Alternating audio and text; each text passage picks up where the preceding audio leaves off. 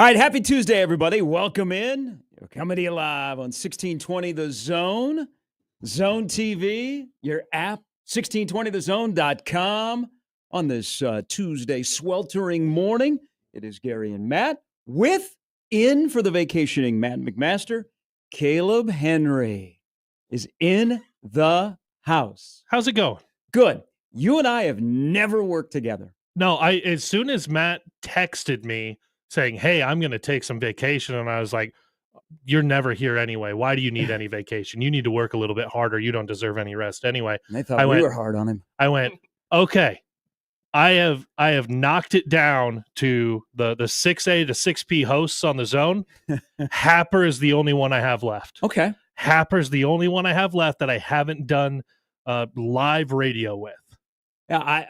Yeah, we longtime fan from afar. I mean, we've crossed paths. We've communicated before. We fist bumped. We've shared ideas. We've shared our like we've shared McMaster. We've chatted on the 6th floor at Memorial Stadium many a Saturday, many times. So Caleb will be in for a couple of times this week. So we're glad to have him in. I used to think for the longest time, and I was so afraid to ask, is it Caleb or is it Caleb Henry?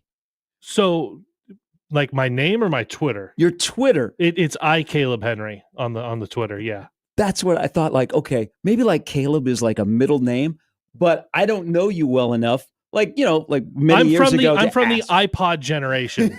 So when I was trying to do the Twitter handle, because my first Twitter handle ever was King Two First Names.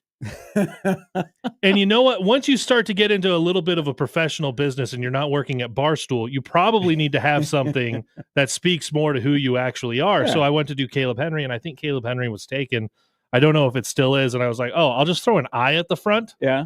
And nobody will care. They'll still just see Caleb Henry through the whole thing. But yeah, there's an I at the front. Well, I want you to know that you're right. When you have two first names, usually they tell you that you cannot trust anybody that has two first names. What about three? Well, three is that's like the Holy Trinity. And then you're like really in trouble, and you worry about that person. It gets to the fool me once, shame on you, fool me twice. Now fool me three times, you know what? Now it's back to you type of thing. Yeah. By the way, congratulations. A week ago you're in Vegas, and this week you're in the 1620 The Zone studios. How blessed are you? Yeah, this is. I thought the Mandalay Bay looked nice, but I tell you what, you get to NRG Omaha and it just blows New York out of the water. We got a new paint job in the studio since you were last in. Oh, did you? Yeah, they painted the whole studio. It's actually really, really bright. They painted the downstairs. It looks great. Yeah. I mean, it does look nice. You know, like it's clean. It's clean. Yeah. Which for any radio station says a lot. No, and especially where because you were one of us, I would still say you're one of us as a NRG media person, an alum working in Broadcast House, and I worked there. That's where I got my start in radio. That studio where KLIN is located, which is one of the great radio stations in the state of Nebraska, looks exactly the same. Yeah, except for like a tweak here or there with some technology. Right. It's like, okay, there's probably more monitors in there now. I don't know if the TV up in the corner was the same or where the whiteboard is. The chairs have obviously been updated, but overall, like, it's still a fishbowl inside Broadcast House. and if you've ever been in there or ever seen any of the shows when they StreamYard as well, it can be overwhelming. Like if you get to any stressful part of a job and then all of a sudden sales is walking through and there's like 30 people and you're like, I'm just trying to get through this morning show, guys. Like this is not a good time right now. Hey, is the code on the back door still the same? Like, have they changed the code? I can still get in because I go in every week, and I called in from Vegas last week to Jack Mitchell's show. So I still go. I won't be in there tomorrow. But every week I still go in. They haven't changed the code on me. We could call Jack's show on the air. We could do it. We've never done a joint morning show between KLIN and the Zone. We could do that tomorrow if technology will allow. I'm sure he'd be very happy to do that. Okay. No, that studio is like compact and it always looks cluttered because there is so much stuff. There's so much stuff in that studio. Because there's so much that goes on there, Oh, and like yeah. you've got it's the flagship Husker affiliate. Mm-hmm. You've got the morning show, which is like its own monster, and then Jack comes back and does the afternoon show, and then you have Which all is of like the crazy. weekend shows. How and much then, longer is that going to last? I don't know. That's crazy. I don't know, but like if there was ever a question before he started doing that Jack Mitchell was the face of a radio station, not just the voice, the face of a radio station, like that is a dude who is the number one talent he has, and he's got a lot of talents. It is just carrying radio shows when he's on it, and so it's obviously working for them to get him on for another hour, but that is rough to do 3 hours in the morning and then come back and do another hour in the afternoon. Well, you know what? If you come back, we're reportedly going to change studios here in this building. Okay. So this will be before or after the LA Olympics? Well, let's see. Being how they're in 2028, no, I think this is supposed to happen before football. Jake, you might know more. You're kind of behind the scenes guy. Kind of. I mean, I know about as much as you. I think we're going to move over to another studio, which will be nice. I mean, which that the first day that happens, because this will be the first show, it'll be a blank show. Oh yeah. Oh yeah. I mean, we might be on that frequency. We might be doing something else. I mean, who knows what would be happening? But you guys just got fresh paint on the walls. Why would you want to change? Because they were painting the whole place. Oh yeah. Okay. You know this. I thought it was special for you, and now that I know it's the whole building. No, I don't mean to ruin that. I mean, we'd like to be special around here, but no, they painted the whole building. It looks great. Yeah, looks great. People still come here and pay their Cox bill. Good. Yeah. So this place used to be formerly a Cox. I wish we were still downtown. I didn't work here when we were downtown. Where at studios. downtown? We were downtown where the Omaha Convention and Visitors Bureau is now. Okay. Right in the old market. Okay. Yeah, so I got an idea where that is. On the street. Yeah. Which seems to be a popular thing, whether you be in Lincoln or in Omaha at a time. That's okay. People would always show up to Broadcast House thinking it was a funeral home. And we were always like, no, there's actually one of those across the street. This has never been a funeral home. This was custom built for one radio station, and now it holds 5. Yeah. And when I was there, we added on to it. Yeah, it looks like a funeral home. You ever seen Broadcast House, Jake, in Lincoln at 44th and O? I have not. You ever seen a funeral home? You ever seen a grown man naked?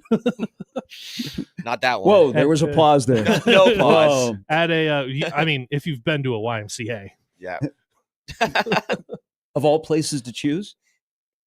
I mean, you just came back from Vegas. Well, okay.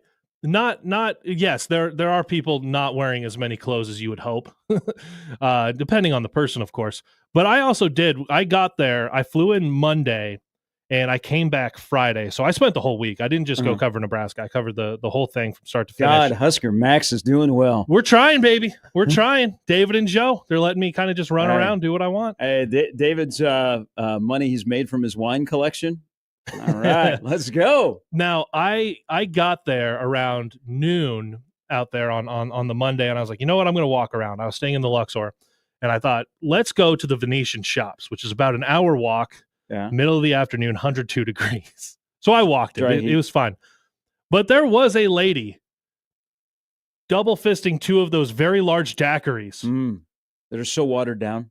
Or if they're not, they're just full of nothing but liquor. And at this time, it's like 2:30 in the afternoon. Ooh. And she is throwing up everywhere on the middle of the sidewalk. I was like, bad look. I was like, hey, tough look. It's middle of the afternoon on a Monday, not just middle of the afternoon anywhere, middle of the afternoon on a Monday. I'm just trying to go to Guy Fieri's restaurant right now. Like, if you could just let me by, I want to try one of these burgers if we can. They don't mess around in Vegas, I guess. They go crazy.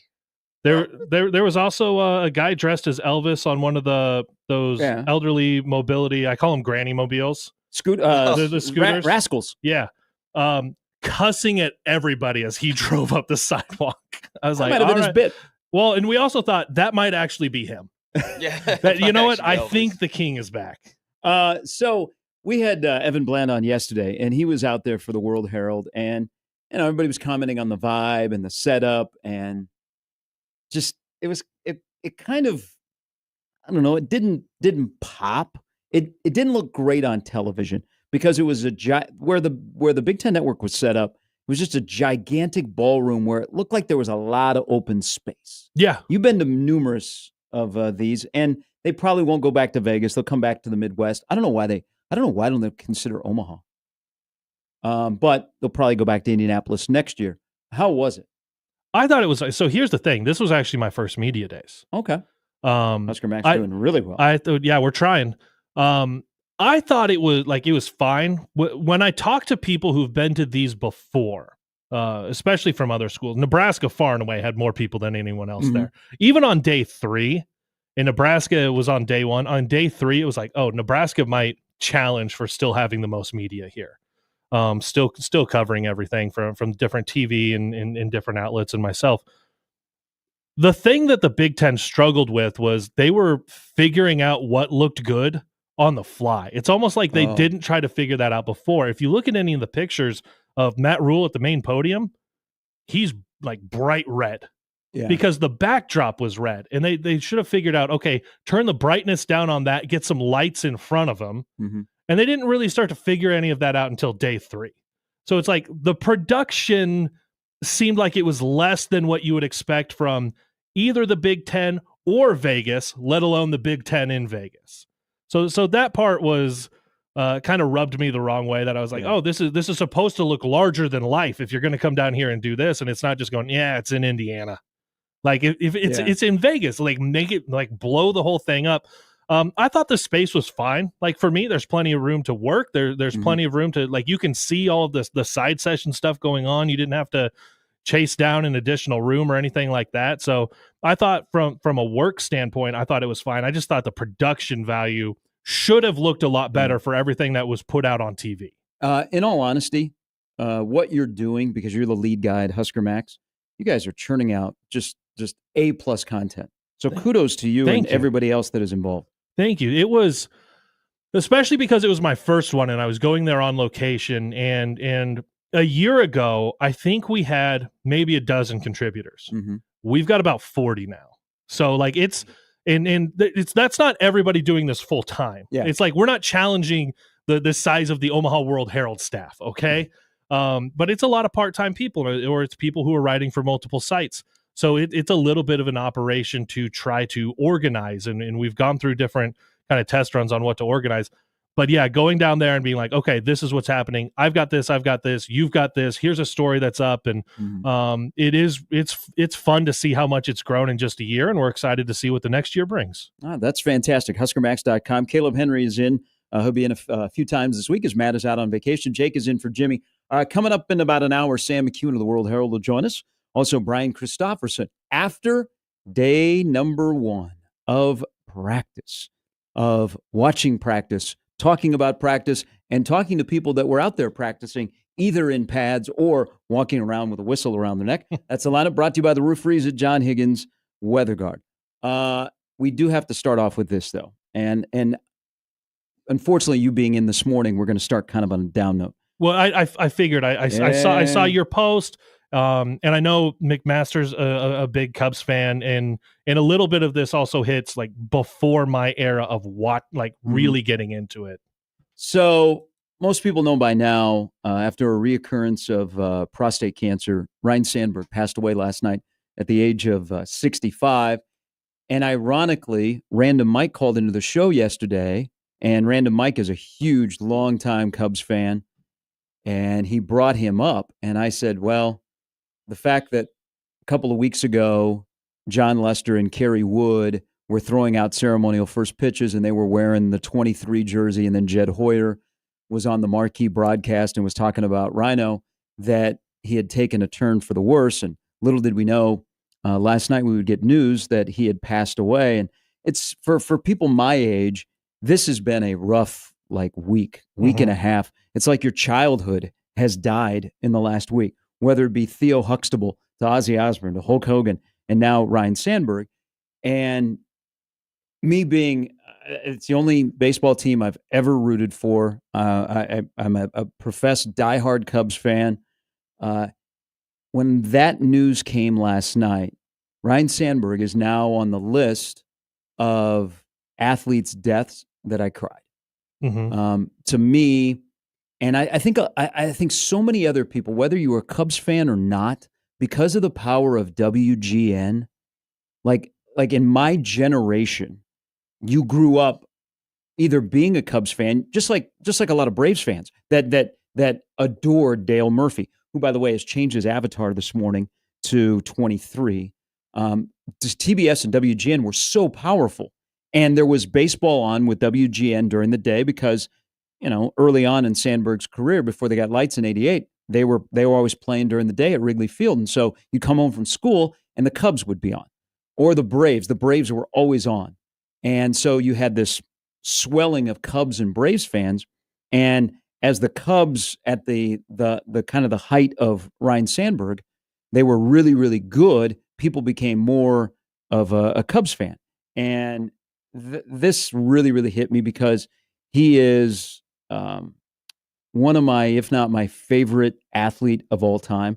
And they say this, that you should never meet your heroes because you don't want to be disappointed.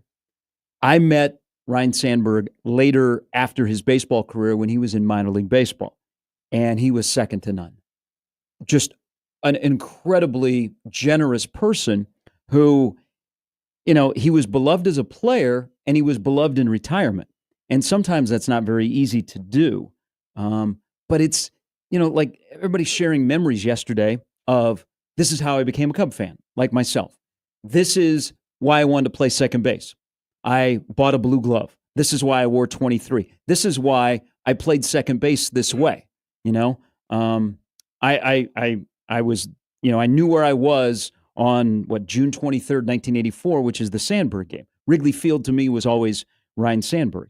And he had his statue revealed last year. And, at the time, like his scans had come back. They looked really, really good. It looked like, he had made progress. We were on the right path. Damn, 65 seems way too young. This one really, really hit me hard, and I know a lot of other people did because that's our generation. That's like my first hero in sports that I loved and watched and consumed and bought every card. And I wanted to hear Harry and Steve talking about Rhino and get his autograph. And man, that for a lot of us, that was rough news, and it's going to be a rough day. And the Cubs last night lost to the Brewers, and it was really once the news started to come out and the Cubs were behind at the time 4-3 before Yelich hit his home run. It just, that broadcast, I flipped over to Pat and Ron on the Cubs radio, and I mean, they had trouble just getting through the game. Yeah. So sorry about that. I mean, that was the morning, but to me, man, Rhino was everything. He was everything, and damn, that was hard. That was hard, and I know a lot of people are feeling the same way. Well, and this is why we get emotional on these types of things. And it goes an extra layer because you did get to meet them. When you do meet your hero and it's like, no, they are everything that I thought they were. There's no letdown. There's no disappointment. And if they're the reason you become a fan of a team or of a sport and you have kind of this lifelong connection, when things like this happen, and my dad's turning 60 this year, yeah, and I've seen I'm starting to see too many of these between 60 and 65 for me to like start being like, hey, Dad, like how's the health? What are we doing? Are we walking? When these happen to the heroes, it humanizes them in a way that makes us feel like, oh, I'm not as indestructible. If that guy's not indestructible, what am I? Mm-hmm. And it brings a level of emotion that you live the highs, you live the lows of their sport, and then outside of the sport, you're like, man, we're all human. We're all human. And then it's like, you don't get to hear those stories from that guy anymore. The post-sports life of hearing these guys talk, that's like getting to hear Johnny Rodgers talk. Yeah. For so like those types of things, it's like, that's gone. All you have are the archives now. Mm-hmm. And Rhino's speech at the Hall of Fame is fantastic. And he epitomizes, like, baseball. He loved playing baseball. And I think about Ichiro this past weekend when he went into Cooperstown. Mm-hmm. Ichiro loved the game of baseball. Like, I'm attracted to people that you can tell right away they love what they're doing. And granted, we don't love every aspect of our job, but if you love what you're doing and you're lucky enough to be doing either what we do or playing a sport like either Ichiro Suzuki or Ryne Sandberg did, and you express that, man, I'm attracted to you. And his speech in '05, when he went into the Hall of Fame, I mean, epitomized everything about the sport and everything about Ryan Sandberg. And he also gets credit for a fist fight that I had when I was growing up in my neighborhood. And Oh, we yeah? would play baseball. And I was always the play-by-play guy. So I would do play-by-play while we were playing in my backyard. But I also would be the second baseman because I was Ryan Sandberg. And sometimes I wouldn't get to be the second baseman because I was not the most fleet of foot. But at the plate, I was Ryan Sandberg. I had a bully when I was about 12 years old who knew that I was a huge Ryan Sandberg fan, and he would get under my skin. He'd go, Ryan Sandberg. And I'd be like, that's not his name. And he'd go, Ryan Sandberg. And I go, it's Ryan Sandberg. It is not Ryan. And we got into a fist fight over this because I was protecting my guy. And a friend of mine brought up that I grew up with, brought up that memory on a text message last night. And it's tough. People remember him as a Cub legend, why you're a Cub fan. Even you can tell, and you know this because Caleb, you've been around sports for a long time. Jake, you've been around sports, you're following it. If somebody is on the level that is on a rival team, but you respect them, man, you are cooking with peanut oil. You have reached a level of like, yeah, that guy is the real deal. And that's what Ryan Sandberg was to me and so many others. Again, it just when you feel those people are indestructible, and then you get to realize that they're not. Even with facing health issues for a long time, it's not like it just happened. To have it ultimately end up going to where it's like, hey, that battle's over. Mm-hmm. You don't feel as indestructible. And right now we're getting into like football fall camp, and we just had a major college head coach yesterday talk about cancer. Like all these things, it's really tough to see those people and have that happen. And it hit us personally because what I do hate is when people are like, hey, that ultimately the sports don't impact you. And the people in sports, those athletes, they shouldn't have any effect on your life. It's like, well, guess what they do? Because they make me feel like I can be more than what I am. And that's the thing that draws us in. These teams make us feel like we're more than we are.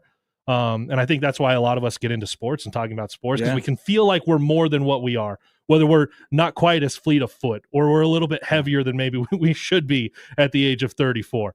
Like, these people and these teams make us feel like we're more. And I know Ryan made a lot of people feel like they could be more than what they are.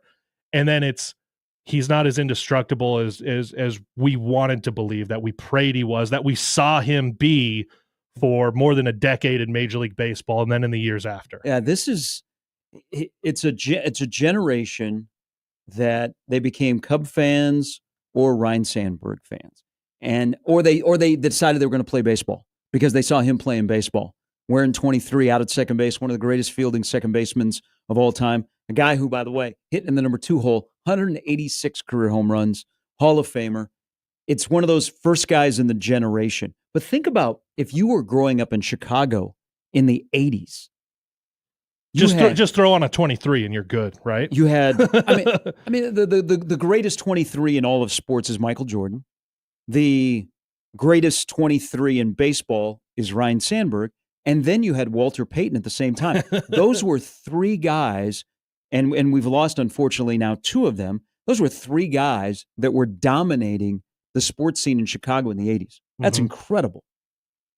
This is going to hit a lot of people hard, and you know the Marquee Network, which is the Cubs network, wall-to-wall coverage. I think they started at 5:30 this morning, playing old games and old interviews, and Ryan was once he came back in, after he got done managing, and the Cubs and Sandberg had a little bit of a falling out because he was on a path.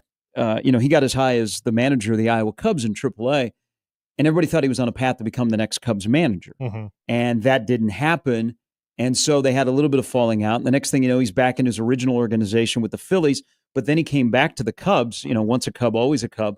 And he did a lot more media. When the 2016 run to the World Series, it was great. He would appear on all the pregame shows. And I remember right before Game 6, they said to him, if the Cubs win tonight, we're going to get you back tomorrow, right? And he said, no. He said, because if we win, I'm going to be celebrating with the guys. So he didn't personally get to experience a World Series with the 84, 89 team, but he celebrated in 16, and then he got his statue. And now is upstairs with Harry Carey and Ron Santo and Ernie Banks. It's a tough one for the Cub fans today and the organization. And happy that he got that statue last year. Yeah. How many times do we see the celebration and the honors come out like too late? Yeah. Well, and the whole Gallagher Way, the area outside of Wrigley Field, was packed. Craig Counsell had the entire team come out and watch the ceremony because they did it before a game. Mm-hmm. And all of the Cubs players were up on the upper level of Wrigley Field watching the ceremony. I mean, he was a role model. And I'll never forget the first time I met him because I didn't know what to say. And I was a grown adult. And I was like, that's Ryne Sandberg. All right. We're off and running. Caleb again is in for Matt. Jake's in for Jimmy. I'm the only one here. We have lots to discuss. If you'd like to share some memories of Ryne Sandberg, feel free, as always, on the Prairie Flower Casino Zone hotline, 402-951-1620. We'll talk lots of football after day number 1. Talking season. Stuff that was said yesterday or observed that you went, oh, that makes sense. Or you're like, you know what? It's July 28th. We'll do all that as we roll till 10. It's Gary and Matt on 1620 The Zone.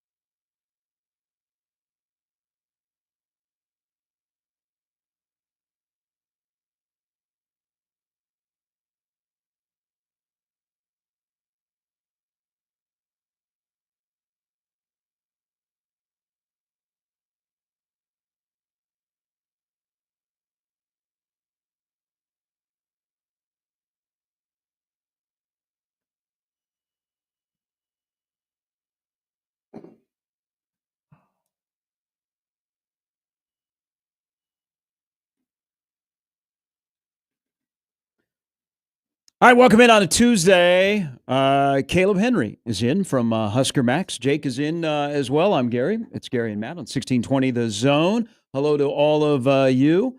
You were at practice yesterday, right? Yeah, it's nice.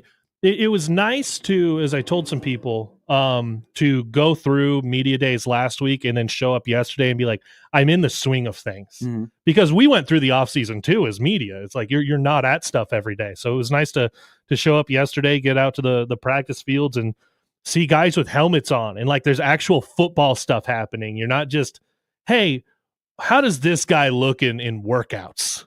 What are you hearing from this? Who's healthy? It's like, no, you actually got to see people punting a ball, throwing a ball, like running into each other a little bit. So it was nice. And also that grass. I knew that was coming. That grass is sweet, dude. That grass is so nice. I know Rule talked and he was like, it's like one of those nice golf courses. It's like Augusta. Well, as somebody who has swung a golf club once in like the last 18 years and is at my cousin's, on the day of his wedding, we went to Topgolf in the morning.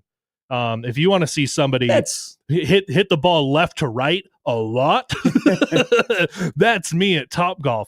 But that grass is super sweet. Like it is so soft and not soft in a way that you feel like, I know Emmett Johnson talked about it, but you think of soft and you're like, can I try to cut on this? Can I try to run on this? No, it felt immaculate. And there are times in my life that now that I have a dog, it's like I recognize where the good grass is. You know, growing up playing baseball, you knew when you got to a team and like they had good grass in the outfield. There was a time when I was playing Legion ball and we went to Kearney's baseball field. Yeah. And we were like, this is what good grass in the outfield. Like we laid around in warmups just to lay in that grass because we were used to what we called ninja grass. Like it cut you up. Yeah, it cut you up. Nah, that the grass on that practice field, you can see the investment, obviously in pictures and everything, but you can feel it if you actually get out there. So at any point, I knew you were going to get there because everybody is commenting that was at practice yesterday how that grass was popping. At any point, did you feel like taking off your shoes and walking barefoot? Absolutely. Absolutely. I don't think anybody would have been opposed. No, like I just like, I kind of want to, especially the way, like every 5 minutes they'd blow the whistle or the horn and they'd switch ends of the field and we're only allowed to be in the end zones. Mm-hmm. We can't be on the sidelines. So we're like, crap. All right, let's all run to the other side too.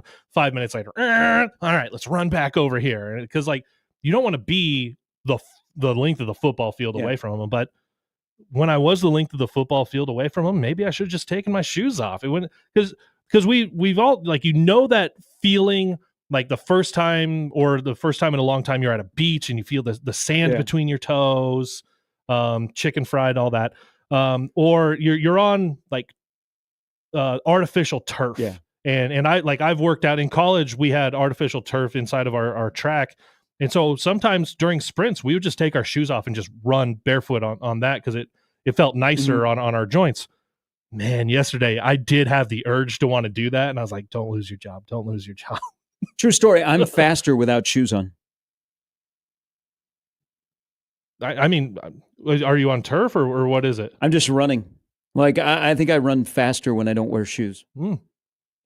Isn't that a common thing? I mean, yeah, I think a lot of people think like, when they're barefoot, like I've seen some people do like races, they'll take the shoes off and run barefoot on grass. I mean, I'm clocked on the 40 with a sundial, but still I feel like I'm faster. So this part of yesterday, and I'm not going to play like, be sarcastic about stuff because there's some stuff that was said and was observed yesterday that I think is reality. But I always, the first day, I look for guys' bodies. Okay. I'm not into body shaming, but I am into body applauding. And, whether it be a freshman wide receiver that is a beast or some other guys, they're very noticeable in change that they've had since the last time you saw them. So then there's the grass, which the grass was popping. And then, as I've said, because I've had a chance to be in the stadium a couple of times this summer, the red end zones pop. And so the red end zone, I think, pops even more on that practice field. It really does. Because also with the grass. The new signage inside of the Hawks. Oh, yeah. Yeah. So They've redid that. yeah, they read it. Well, and this is, I was worried about this when I saw it get posted, because like I didn't post it, but I saw it from other places and I didn't check all of the replies. I was curious if people were going to be upset that inside the Hawks it doesn't list the number of bowl appearances or whatever it had Mhm. said, and it doesn't list the national championships. Mm. So I was curious if people were going to say, no, you have to have those in there so those guys see what they're working for, or on the other side, those guys aren't in there every day with that just staring down at them. That's a good point. You know what stared down at them for the longest time, because they had the running yearly every year of winning a conference championship. Yeah, That 99 just stood out. sitting there. Yeah. And now you look at the guys on the team, you're like, was anyone alive? Nope. And so when you start to do that nobody was alive, not just for your last national championship, your last conference championship, it's like you look up there and you're showing recruits, Mhm. that can be kind of tough. You can promise all the things about what the direction is, or all the hard work you're doing, where you see things going, but numbers don't lie. And you look up there and you see numbers with 19s on the front of Yeah. them. That's tough. Yeah. So the part about the grass, and it looks. We're not exaggerating. Caleb's not exaggerating. Seeing it in person, it is impressive. People are like, "Wow, could that be in my front yard, or could I bring my golf clubs?" Is what happens, because I do not believe there is no heating system under it. What happens when it gets cold? Right. Because it thrives in warm weather, Mm-hmm. but once it gets cold, what happens to those grass fields?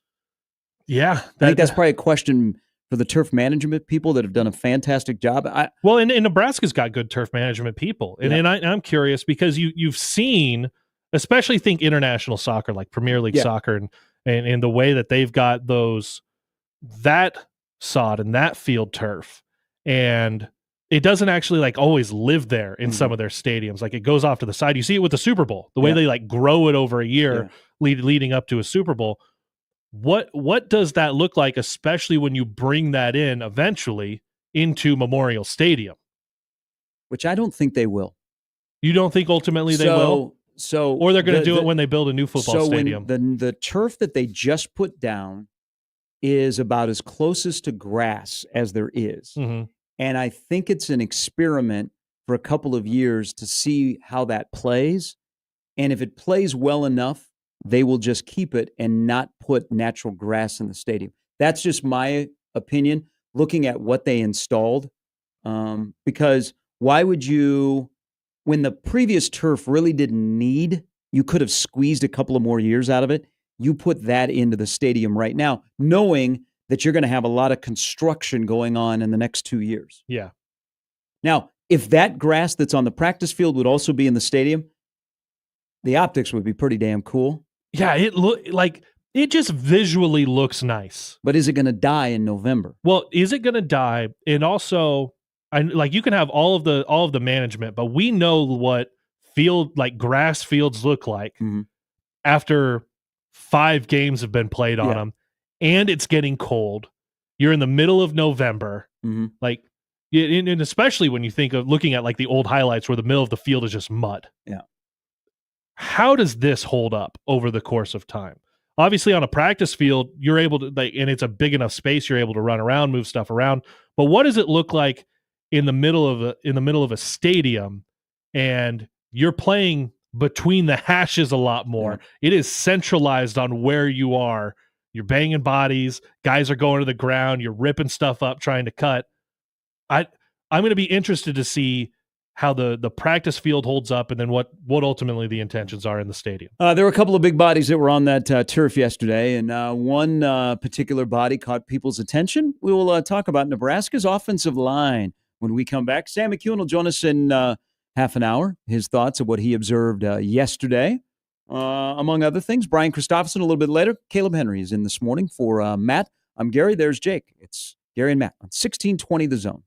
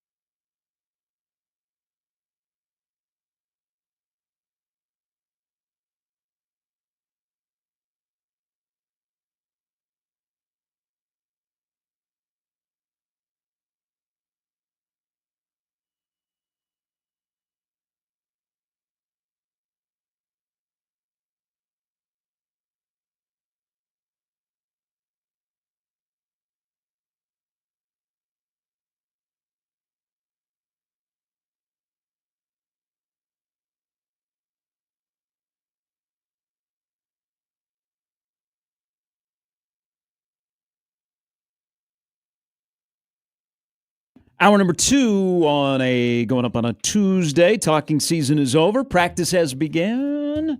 It's football this week. The Hall of Fame game in Canton coming up on Thursday. News last night that Ryan Sandberg, who to a generation of fans was Mr. Cub, him and Ernie Banks right there, passing away at the age of 65. Terry writes into the Equitable Bank inbox where you can join the conversation all morning long as well. Equitable Bank, where they take banking personally. Hi, guys. Saddened by the news last night. I'd come home from work and catch a random Cubs game in early '84, but watch the Rhino game, and that solidified my fandom thereafter. That's when he became into the national spotlight. A Saturday on NBC, 2 home runs, which is always known as the Ryan Sandberg game.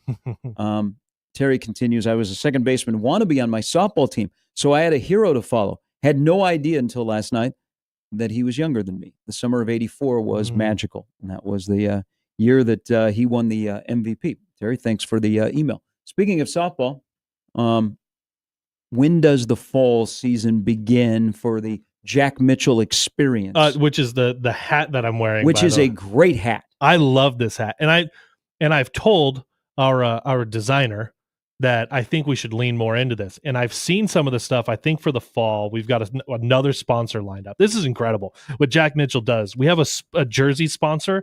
This will be our 4th season. Yeah. So summer, then fall, summer, then fall. And we have had a jersey sponsor every season. It's incredible. And I'll wait for that all to be released on social media. But I think we're leaning more into like the Capitol imagery. And I love it. That would be a great uniform or a special jersey for the Salt Dogs. Yes. I because it what it is as soon as you see it. People can see it on 1620 The Zone TV. You know it as soon as you see it. What it is, the penis of the plains. We're all proud of it. That actually be a great name for a team. Probably not as a youth team, but as an older adult softball team. You get into like some independent baseball, and you're like, this is the Fargo Penis Plainsman. Something along those lines. Just rolls right up the tongue. That'd be a fun game to broadcast. Not this next Monday. I think it's in a couple Mondays. I think it might be like the second Monday in August. But it's coming up. It's coming up, and it's fun. It is a lot of fun to be out there with people who are also working in media. That's the team. Is like it's a lot of people in media. And not just like local media. There's one of the guys on there works for ESPN National. So we're showing up to softball games. Max. Yeah, Max Olson. And we're showing up to a softball game a few months ago, and we're like, hey, what's going on with this Tennessee quarterback? And he's like, I just got off the phone with Nico's dad. And we're like, oh, what? We're just trying to play softball. Tell us about Nico's dad. How much money does he want? Max is the portal king for ESPN after he moved over from The Athletic. How did you get into the Nico scrum in Vegas? So I didn't get into the scrum, but I heard some of the stuff that was talked about. The biggest thing was people obviously wanting to talk about the financials, and he shut that down right away. He shut that. He's like, I'm just going to talk about football, and I'm not going to talk about any of the financials. And all the rest of us are like, literally the only reason you're at UCLA is because of the financials. Like, what are we doing here? I said this. I'm glad they brought him because, and I'm glad the Big Ten brought more quarterbacks, and especially like Ohio State. We know who we want to talk to. We want to talk to Jeremiah Smith and Caleb Downs. Okay, they're both coming to Vegas. And the Big Ten at least brought players that we wanted to talk to. It wasn't like we're bringing our punter and place kicker, which has happened in the past with a certain team or two in the Big Ten. I like that there were an abundance of quarterbacks, but I also like the UCLA knows you're probably not all going to make it out to Westwood. So here's our opportunity. We'll bring him to you, and you can ask all the questions. He's not going to answer all of them. But here he is. We're not avoiding anything because we know, because we made an investment in him to change the narrative of UCLA football. Here you go. You guys can have at him at the Big Ten Media Days. Yeah. It's nice when they do that, because there are times where a coach in Deshaun Foster going into his second year, and they may have just gone, no, I know he's been here, but we're going to have a true quarterback competition through fall. And we're not bringing a quarterback. It's like, well, we can all see who the quarterback probably is going to be. And it might be a weird look if someone goes to media days and they ultimately don't win the job. Sure. Yeah. But whoever you think on that date at the end of July it's going to be, should probably take your quarterback. Somebody might have been Colorado. Somebody in the Big 12 brought 2 quarterbacks. Well, I know Colorado was talking about how they're still figuring out which one of them it's going to be. Well, and sorry to bring him up, but Scott Frost was just talking about how they don't have a winner yet. They've got 3 quarterbacks who are fighting for the job. You know what they say? If you have more than one quarterback, you don't have one. Don't worry, Yeah. he said that. That's a good coach broadcaster phrase to use. All right, Caleb Henry from Husker Max is in. Sam McEwen's coming up bottom of the hour. So let me propose this thing because, it's the first time that people put eyeballs on players since the spring, and there really wasn't a ton of availability during the spring, and of course there was no game. If Nebraska does not have an Alabama transfer starting at left tackle a month from now, what's the narrative? Because I ask you this because I know Michael put out who was running with the ones. Yeah. And Eli Pritchett was not running with the ones when he saw the offensive lineman. And asking a couple of people, they were working out right when the media came in. They were inside. Yep. And so they're the first ones we saw. You got to see the offensive lineman right away. And the narrative about Pritchett, there's a couple of them, is Nebraska had a good financial package. They got a guy from Alabama, multi-game starter at Alabama, that had some issues here and there. Some of it, I think, is Milroe.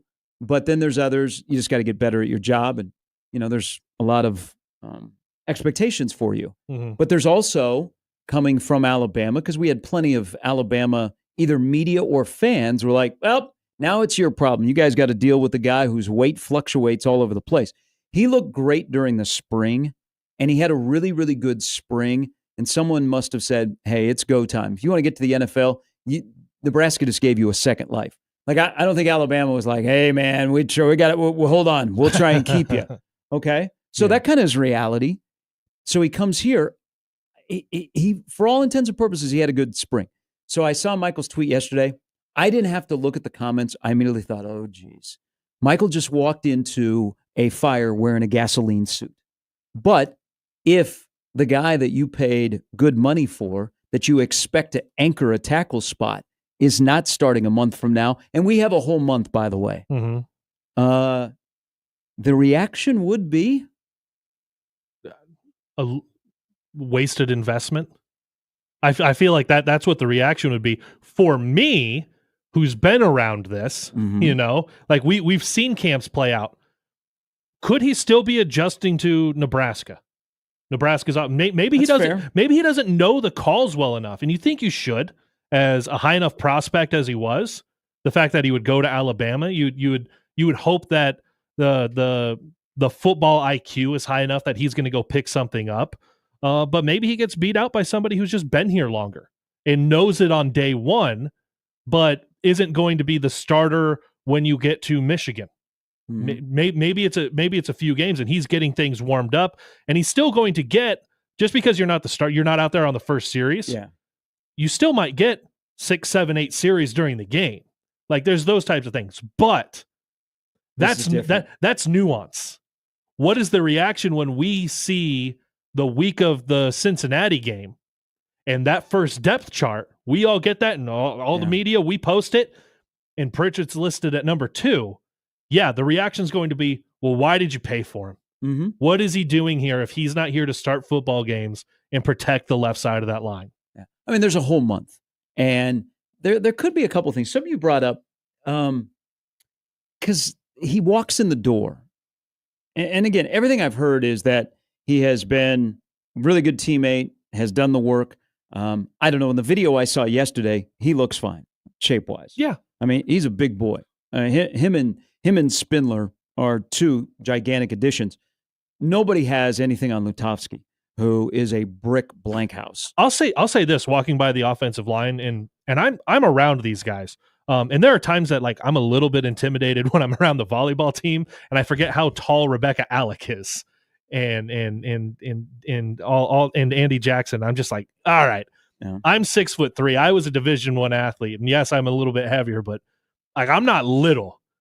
Walking by the offensive line, they were intimidating yesterday. And I don't say this to just blow smoke up your butt or anything, but Yeah. it's been a hot minute since I've walked by like offensive linemen and felt a little bit of intimidation just by their size. It's not them blowing anyone up, running 40 yards downfield a la Cam Jurgens and Mhm. hitting a dude at Oklahoma, but just walking by, I was like, these guys are big. Mhm.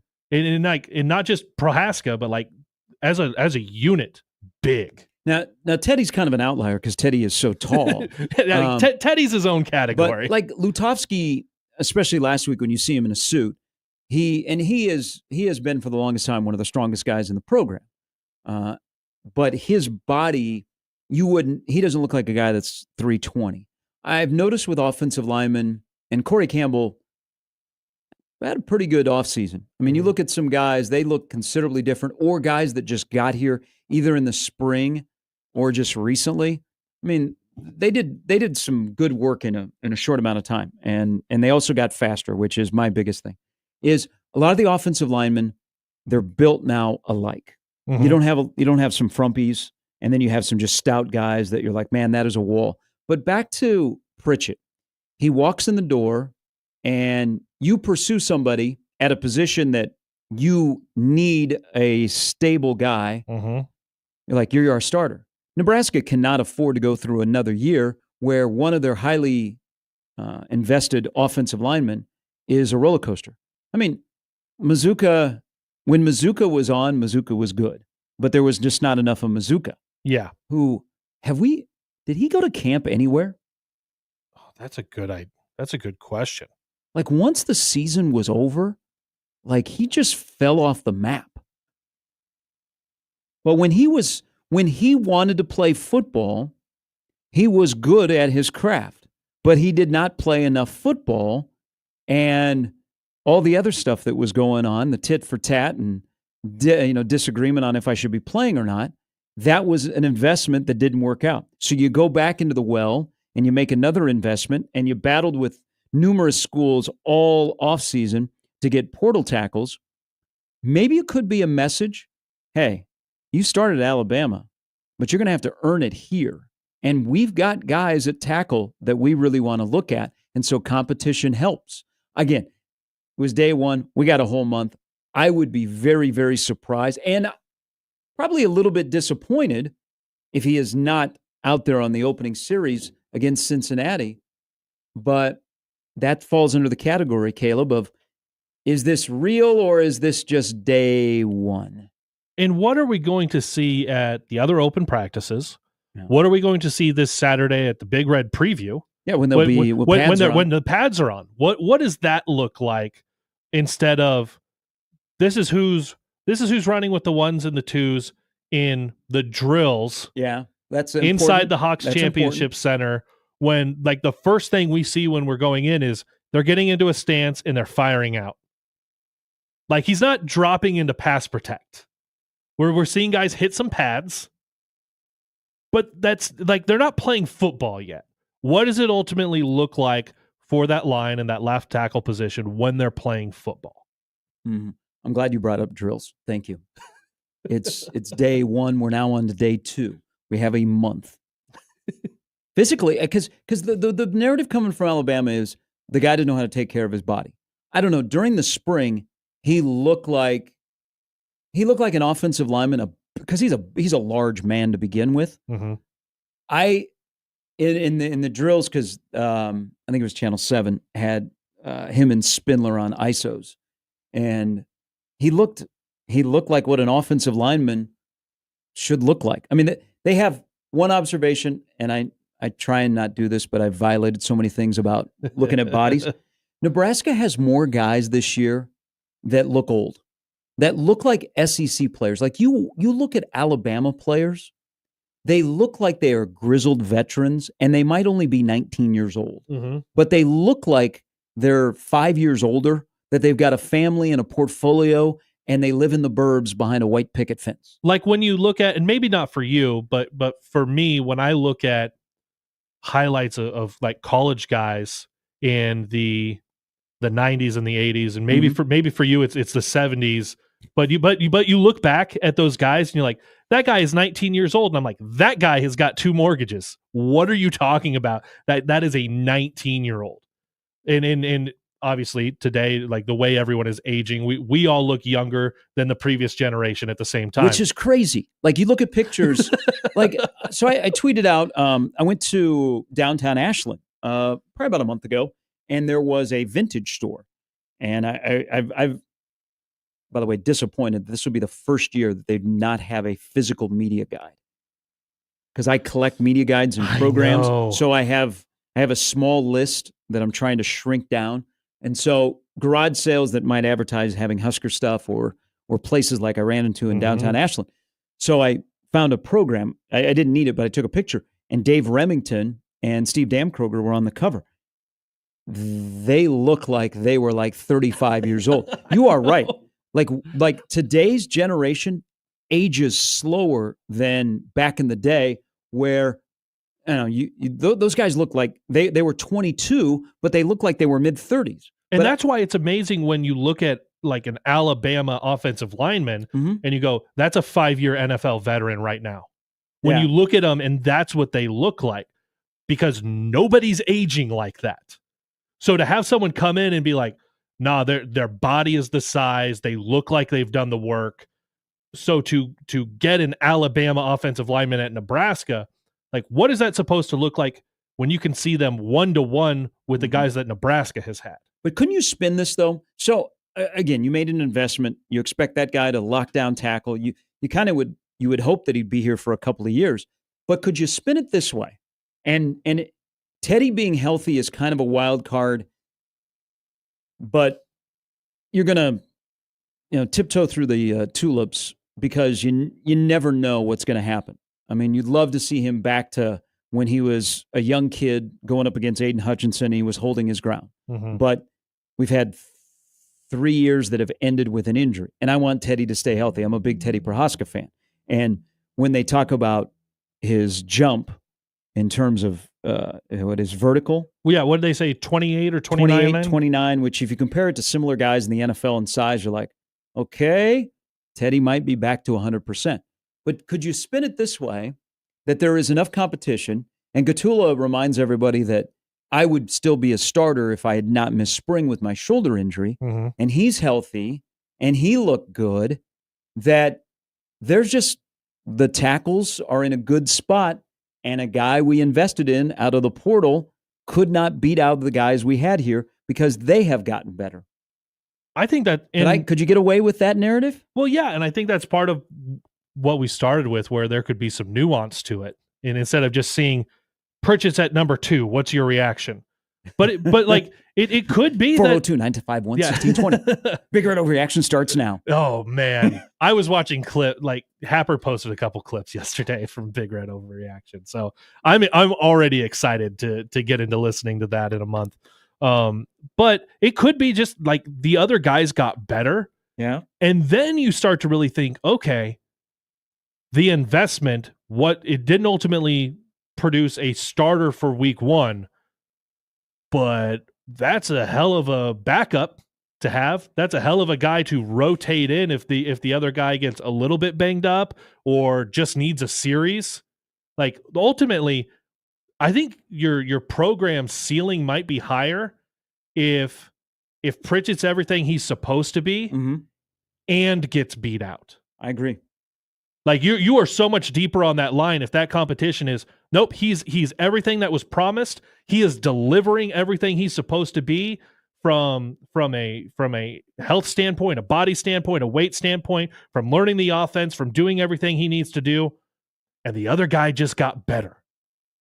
Like that tells me where everything else is in the program, because those are guys that have been here that would ultimately be beating him out. That'd be a win for Donovan Raiola.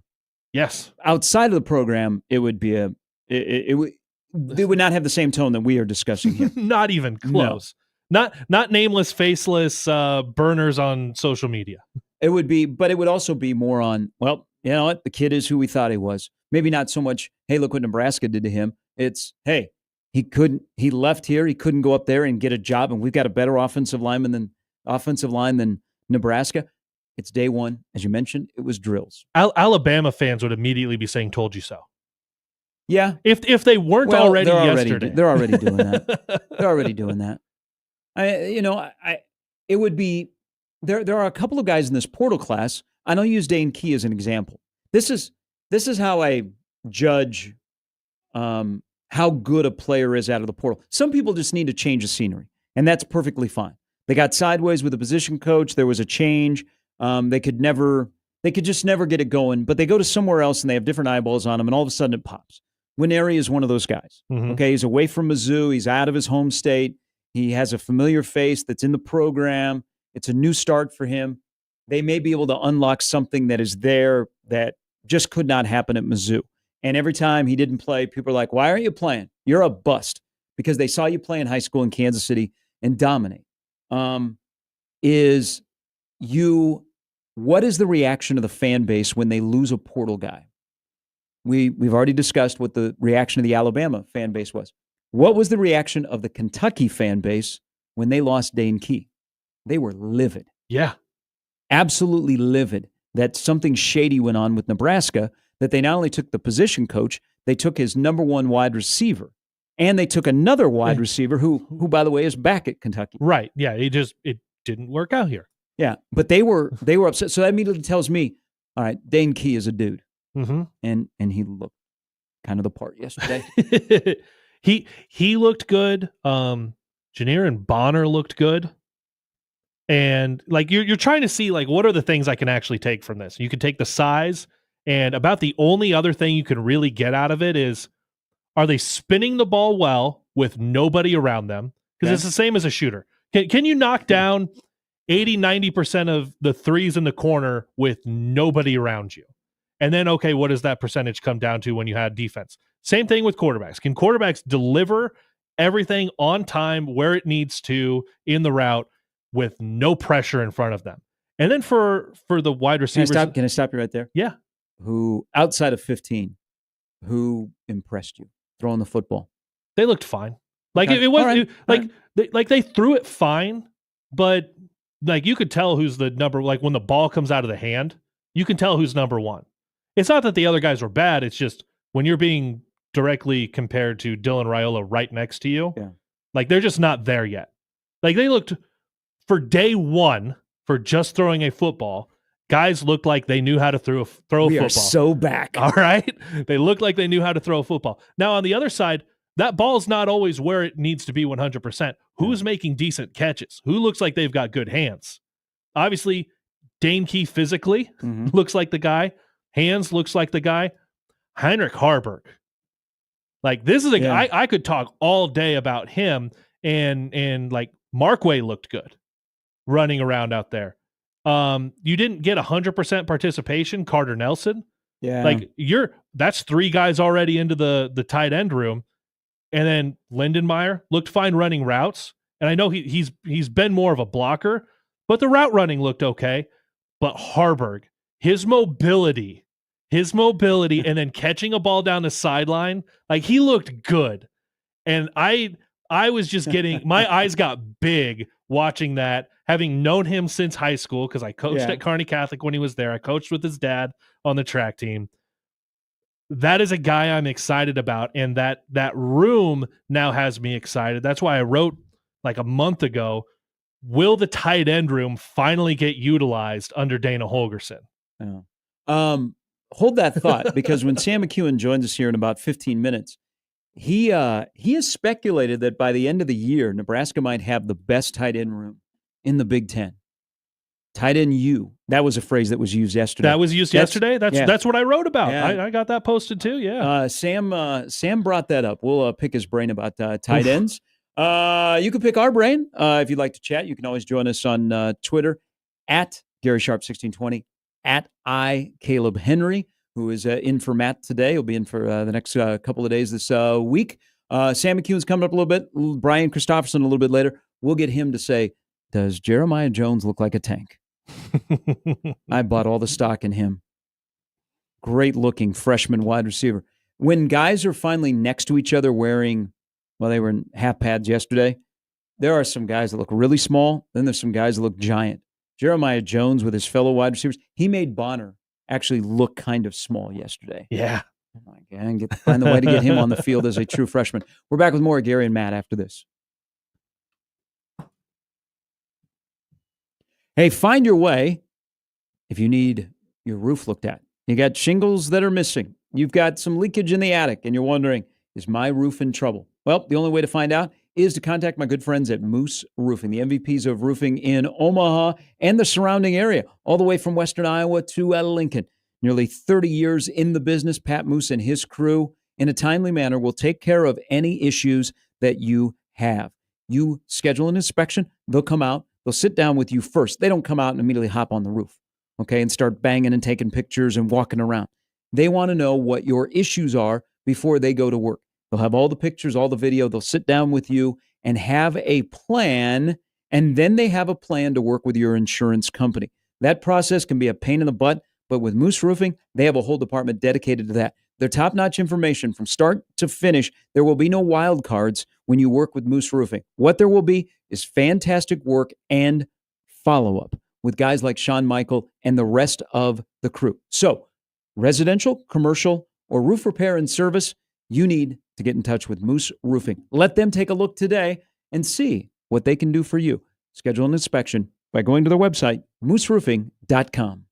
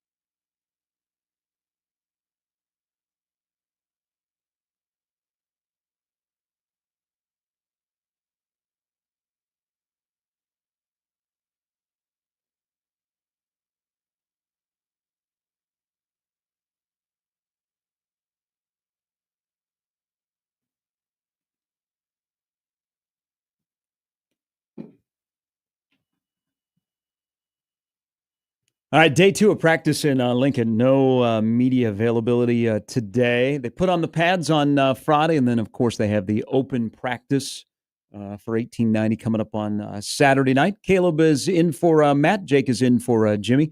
Gary is just Gary being here. Sam McEwen is going to join us here in a little bit. Something you said off air kind of surprised me. You going back to last week in Vegas because Michigan brought Ernest Hausmann. Yeah. And he will come back to Lincoln again the 4th week of the season when Michigan plays here. Now is a 3-point favorite, by the way. I noticed this morning, I was looking at, there's a major shift in line between Hawaii and Stanford, but Michigan is now a 3-point favorite. For the longest time on FanDuel, it had been 2.5. The Hawaii-Stanford line, Hawaii was a 9.5-point underdog when that line was released against Stanford. They're now a 1.5 favorite, if that's what you dabble in. But speaking of Michigan, you told me that you got to hear Ernest Hausmann speak, and he was asked about Nebraska, and I thought he handled it really, really well. Yeah, myself and I'm forgetting his last name, but Justin at Hastings Tribune, we basically took over his side session for like 4 minutes on Nebraska questions about coming back to play at Memorial Stadium because this will be his second time being a visitor there. So obviously he played there a lot as a freshman, but he'll be there twice as a visitor, and we know how it went the last time. But also, what did playing at Nebraska, how beneficial was that for him as a freshman, and his head coach then leaving? He talked about Scott Frost as well, who was fired after the Georgia Southern loss. But what did getting on the field early at Nebraska mean for him and his future success at Nebraska, where he has a national championship? He hasn't lost to Ohio State, who won it all last year. And he said it was huge for laying the foundation for him. But there was pushback on him leaving Nebraska? Yeah, so I wrote that story that like he said nothing but favorable things about Nebraska and his time here and the people here. And on social media, there were still people that said, nah, he's a traitor. He left. I was just like, well, yeah, but the coach who recruited him was gone. Like, what are we doing here if there aren't situations we can look at and go, yeah, it makes sense on why that guy left. It made sense on why Wan'Dale Robinson left. He was running between the tackles 4 plays in a row when he was 80 pounds soaking wet with sand in his shorts, all right?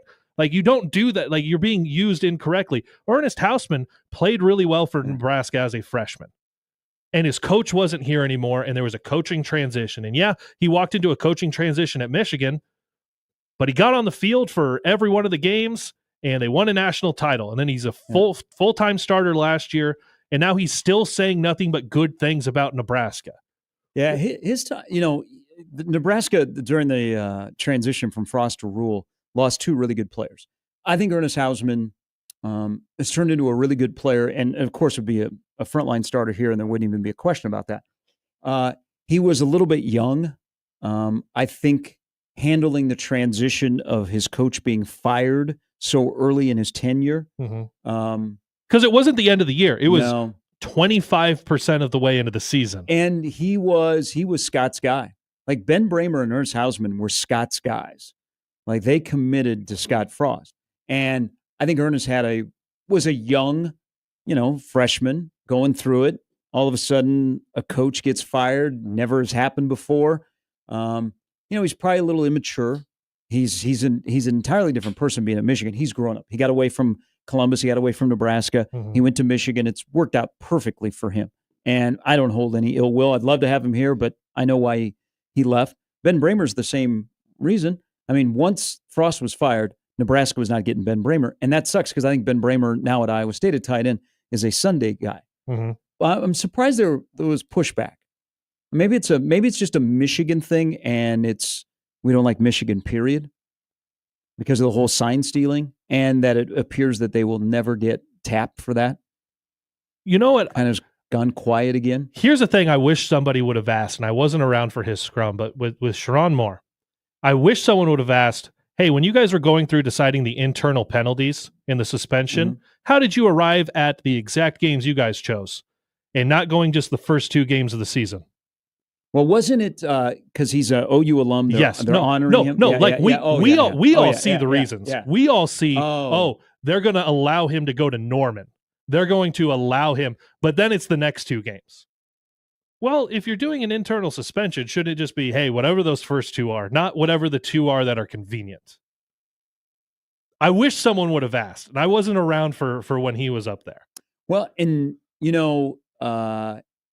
so my understanding is he cannot be around the team at all for those 2 weeks. Yeah, like he can't like practice, and then when they get on a plane and come to Lincoln, he just stays back in Ann Arbor. He cannot be around the team. So he'll do, as of right now, the Oklahoma game. Mm-hmm. They'll fly back to Ann Arbor, and then he will go home for 2 weeks.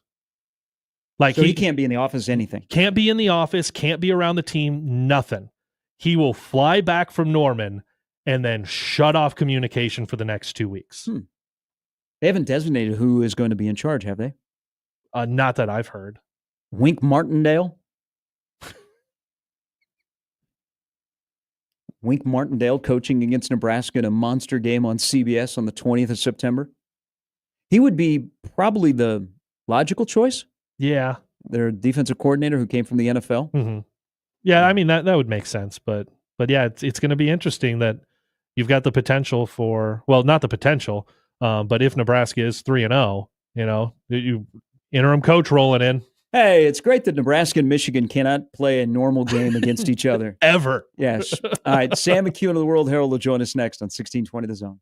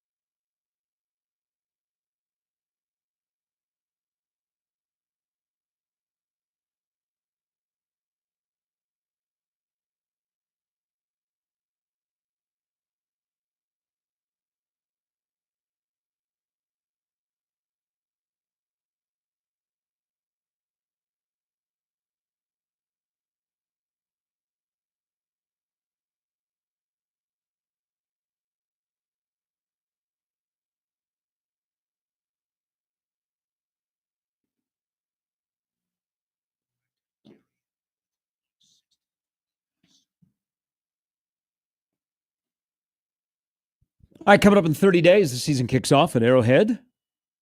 1620 The Zone will be all over it. Pre-game, post-game, day after, all of that kind of stuff from the 1620 The Zone house in Kansas City. More details are coming as we partner with Blur Tailgate Parties. We partner right now with a good friend from the Omaha World-Herald, Sam McEwen. Good Tuesday morning, my friend. How are you? You're on with Caleb Henry and myself. Hello? Got you now, Sam?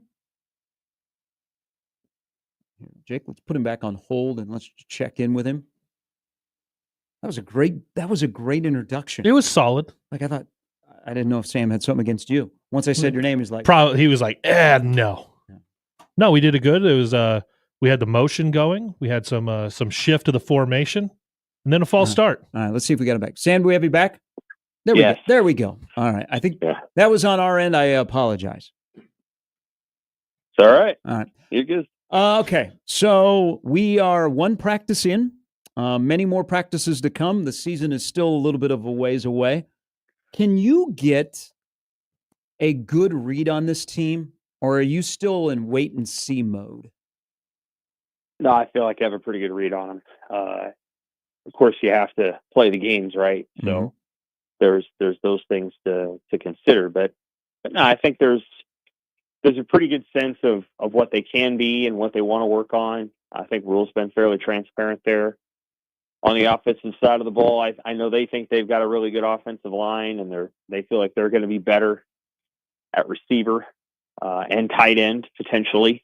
That's a room that's really got to come over the next 30 days. And then the quarterback's got to take a jump, and the backs do too. And so I think there's that. And on the defensive side of the ball, I think they know what they have in the back end, and now it's about developing young players who can come in and play when a starter's got a busted wheel or whatever. And, the jury's out on the defensive line, and it is. And they know that, not because of the talent, but because of the experience. And Rhule's spoken a couple of times to that. So we're going to see where it goes, and then special teams is kind of a wild card. That everybody hopes can get better because it probably can't get a lot worse. Sam, the little bit that we got to go outside, I know there were people there trying to get video for different things or take down a little bit of notes, maybe who's running with which group. What were you looking for in the little bit of outside time we got with the football program yesterday? Just looking at the punter, the new punter, Archie Wilson, trying to get a sense of what he's all about. And his athletic profile. So you're kind of looking just at their physique and their athleticism and what they can do athletically. A little bit of the offensive line, who's running with who. That is a really good-looking group. The defensive line's a really good-looking group, too. They're young, but I think you give that thing to the end of this year, maybe next year, I think it's going to be a really impressive group. And so I'm kind of looking at those things. I'm not going to get a ton out of those 20 minutes. Maybe talking to a couple of staff members, things like that, trying to get a sense of where everybody's at. I'm not going to, again, I have a pretty good sense of what I think of the team just based on reporting and people I've talked to and things that I see during the games. And so, I think I've watched football long enough that I don't have to go out there and in 20 minutes try to deduce everything on the planet. Hey, let's talk tight ends because you've been high on the potential that before the end of the year, Nebraska could have one of the better, if maybe not the best tight end room in the Big Ten. Seeing now guys in person and what we've heard chatter about that deep room, are you feeling even more confident in that possibly being the case 12 games from now? Yeah, I think one of the athletic options needs to come along. So either that's Heinrich Haarberg or Carter Nelson. Those two guys, one of those two guys has got to really make a splash. And obviously, Nelson is coming back into the fold after, kind of getting banged up and playing a little bit last year. And then Haarberg is still learning the position. And so there's more to learn there. I do feel really good about Lindenmeyer and probably Mark Way. So long as Mark Way is healthy, I think he's going to be a really nice addition. And remember, the way that I gauge the tight ends, it isn't that one of them's going to, they're going to go out there and be Todd Christensen or Kellen Winslow. That doesn't necessarily happen right away. What you're looking for is a combination of guys that can create mismatch issues in the middle of the field, especially on third down, and they can move the line of scrimmage. When you decide you're going to go too tight and you've got options either to throw the football or to run it, can the tight ends that you have on the field do both? And can they move the line of scrimmage? And I do think Nebraska's got that, in their arsenal. It may be that it takes some time to fully develop it, but I do feel like they can go 2 tight ends if they want. So I like that group. And by the end of the year is what you're looking at. Is by the end of the year, that group really a dangerous quartet? And then Eric Ingwerson, you're going to have to put him in there too, because he's a guy that, you can use as an inline tight end and move earth. I mean, he's 6'7", 265, 270. So, he's also a person you cannot forget in that conversation. We saw Lindenmeyer carve out that role for himself, and he talked about that a little bit yesterday, that he had to become the blocker that EA Sports is calling him as a pure blocker. But do you see that as a way for Ingwerson to find his way onto the field around a bunch of athletic guys who have shown, or at least we know there's the potential there for them to be big pass catchers? Yeah, different players. Lindenmeyer is a little bit more lower center of gravity. And so, yeah, he's on the field. He was probably moving a little bit more. So, you can put Lindenmeyer on the line, but you can also offset him and move him around a little bit. Ingwerson is a big guy. And so, like, you could probably put him in line and almost like a tackle if you really wanted to. And I'd have to see the formations, and we'll see what they want to do. Like, how do they want to attack teams week to week? And they'll have options. So Holgorsen may never use that option. He may never have a third tight end on the field.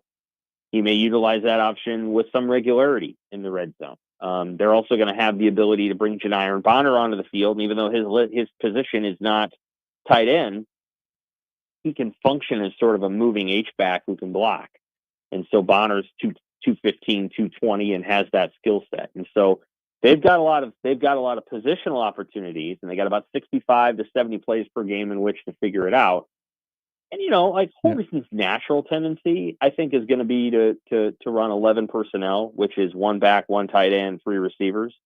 But we'll have to see what their receiver capability is. I mean, I thought a lot of times last year, late in the season, Holgorsen was running double tights because I think he felt like that was the best personnel to put on the field. It wasn't. They weren't necessarily putting 3 receivers on the field all the time. And so at the same time, I think Dylan's probably a better quarterback when you put 3 receivers on the field and you give him options. So there's just that little gauge that you have where you're going to have to figure out what the best personnel groupings are. And while the receivers compete against each other and the tight ends compete against each other, they're also kind of competing against as groups against each other to figure out, okay, is our best personnel going to be 12? Is it going to be 11? That kind of stuff. So there's going to be times when, you're going to look at that, or is a tight end going to move to that back spot and become almost like an H-back? And there's a lot of different ways to examine it. So final question on the tight ends, because I look on the other side of the ball, and the Big Ten is a good tight end league, and there are offensive coordinators that know how to use their tight ends and create mismatches. And I look at a guy on the defensive side of the ball. Javen Wright is one of those guys that could be an eraser of opposing tight ends, and he'll get a test in the first game because Cincinnati's got an all Big 12 guy. You are a defensive coordinator in the Big Ten, and Nebraska essentially has 3 legit receiving tight ends, and then they have another tight end who might just be a blocker, but he runs 21 miles an hour in Markway. What tight end would scare you in scheming against Nebraska where you have to use the linebacker one-on-one, or if Nebraska gets your linebacker one-on-one? If he got to the point where he developed completely, it would be Carter Nelson. I don't know where he's going to necessarily get there this year. I mean, it's probably going to take some time. That's not the easiest position to learn. There are exceptions to the rule. Brock Bowers was an exception to the rule, but there aren't that many. If you want to go back and look at, Sam Laporta is probably the second best tight end in the NFL. Sam Laporta was not an elite tight end at Iowa in his first year. Or even maybe a second year. George Kittle took 4 years at Iowa. I think his senior year was 2015 or 2016, and he wasn't a star right away. And so, it takes time. It takes a considerable amount of time to develop at that position. And so, initially, it could be Markway. Harburg is going to be a unique matchup. I think Harburg, again, this is just my opinion, I'm not a coach or a former player or any of that, but I think Haarberg movement laterally needs to be honed. There's going to be a couple times a season when you're just galloping down the middle of the field and you're 40 yards downfield and you beat everybody and they just throw it to you, and that's great. But tight ends often have to work in the middle of the field and have change of direction and whatever you want to call it, post up, flash and show their hands and all that stuff. And I thought Fedoni was getting there, but I think Haarberg will have the same thing where it's, hey, you're not just running, galloping down the middle of the field every time. Sometimes you have to sit down in a zone, you have to catch the ball, and then you have to turn and you have to try to break a tackle and all the little things that tight ends need to do. Lindenmeyer is actually pretty good at that stuff, and so I think maybe Haarberg can learn from him. But like Nebraska's done pretty well with tight ends that are giants, like Austin Allen or Travis Vokolek or Fedoni. But again, a lot of the time, those guys are just kind of running these big, long routes down the middle of the field. You want to be able to use your tight ends kind of all over the place. And once you throw to them a couple of times in that little hook zone or whatever at 6 yards, then all of a sudden you're bringing a safety up and then you're putting somebody behind that safety and so on and so forth. So I'll be curious to watch what happens. You're right about Javen Wright. He'll probably have a what do you want to call it, a role, a factor in that Cincinnati game for sure. We got a few questions in, Sam, and I raved about it earlier, but not just how nice did the grass feel with us getting to be out there, but what do you see as the biggest benefit of that for the program? And I know Rule talked about it a little bit, but for you, when you see that grass go out there, we know how nice it feels, and we hear how guys like Emmett Johnson say it feels when they cut, when they're out there. How nice is this for the program? Yeah, it's good.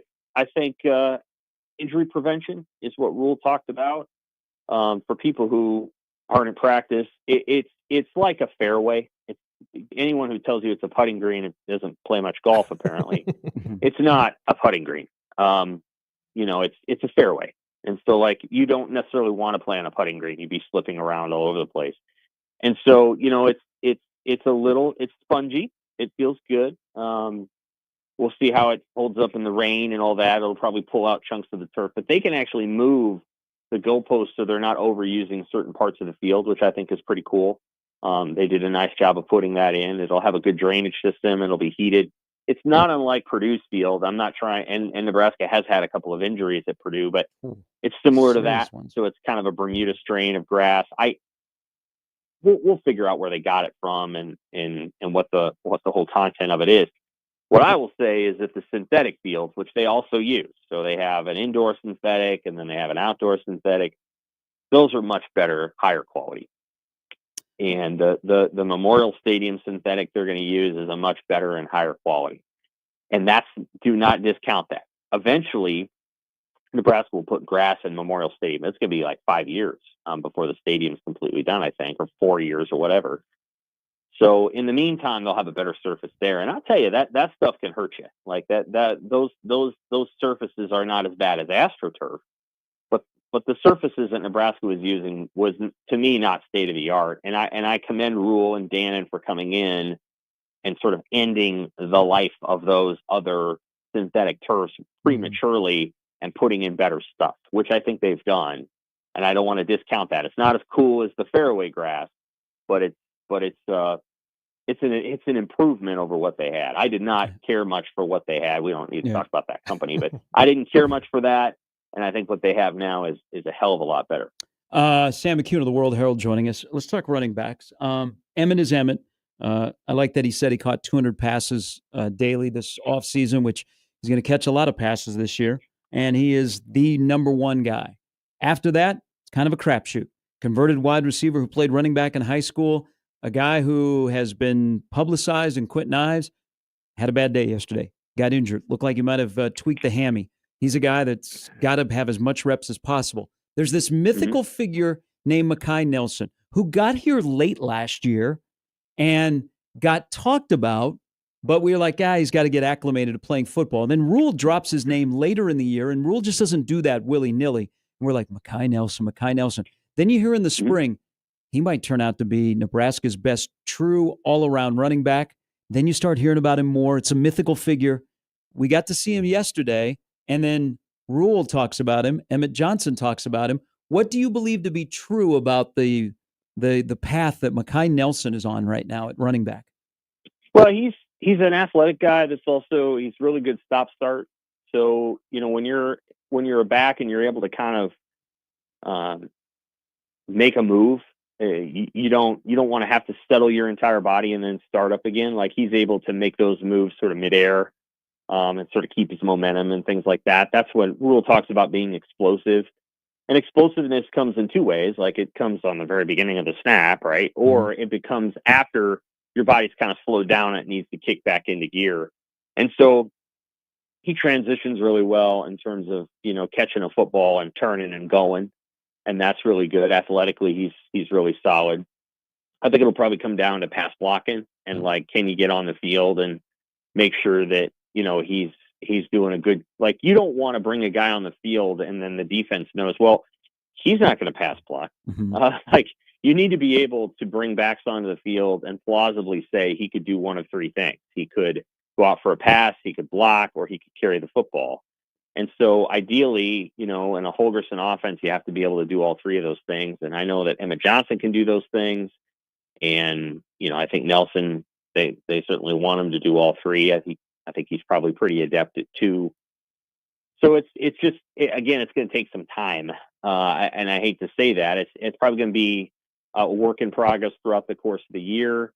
And this stuff is tricky. I mean, you go back and look at some of the guys they had. I mean, we all thought A.J. Allen was pretty darn special when he was at Nebraska back in 22, and Nebraska's new coaches didn't love him. I mean, he kind of fumbled too much. He wasn't real physical at the point of contact in terms of blocking, and so they were like, take care, good luck. And he went to Miami, and he's third or fourth string. He's not a bad player. So like the things that we kind of look at and the things they like aren't necessarily entirely the same.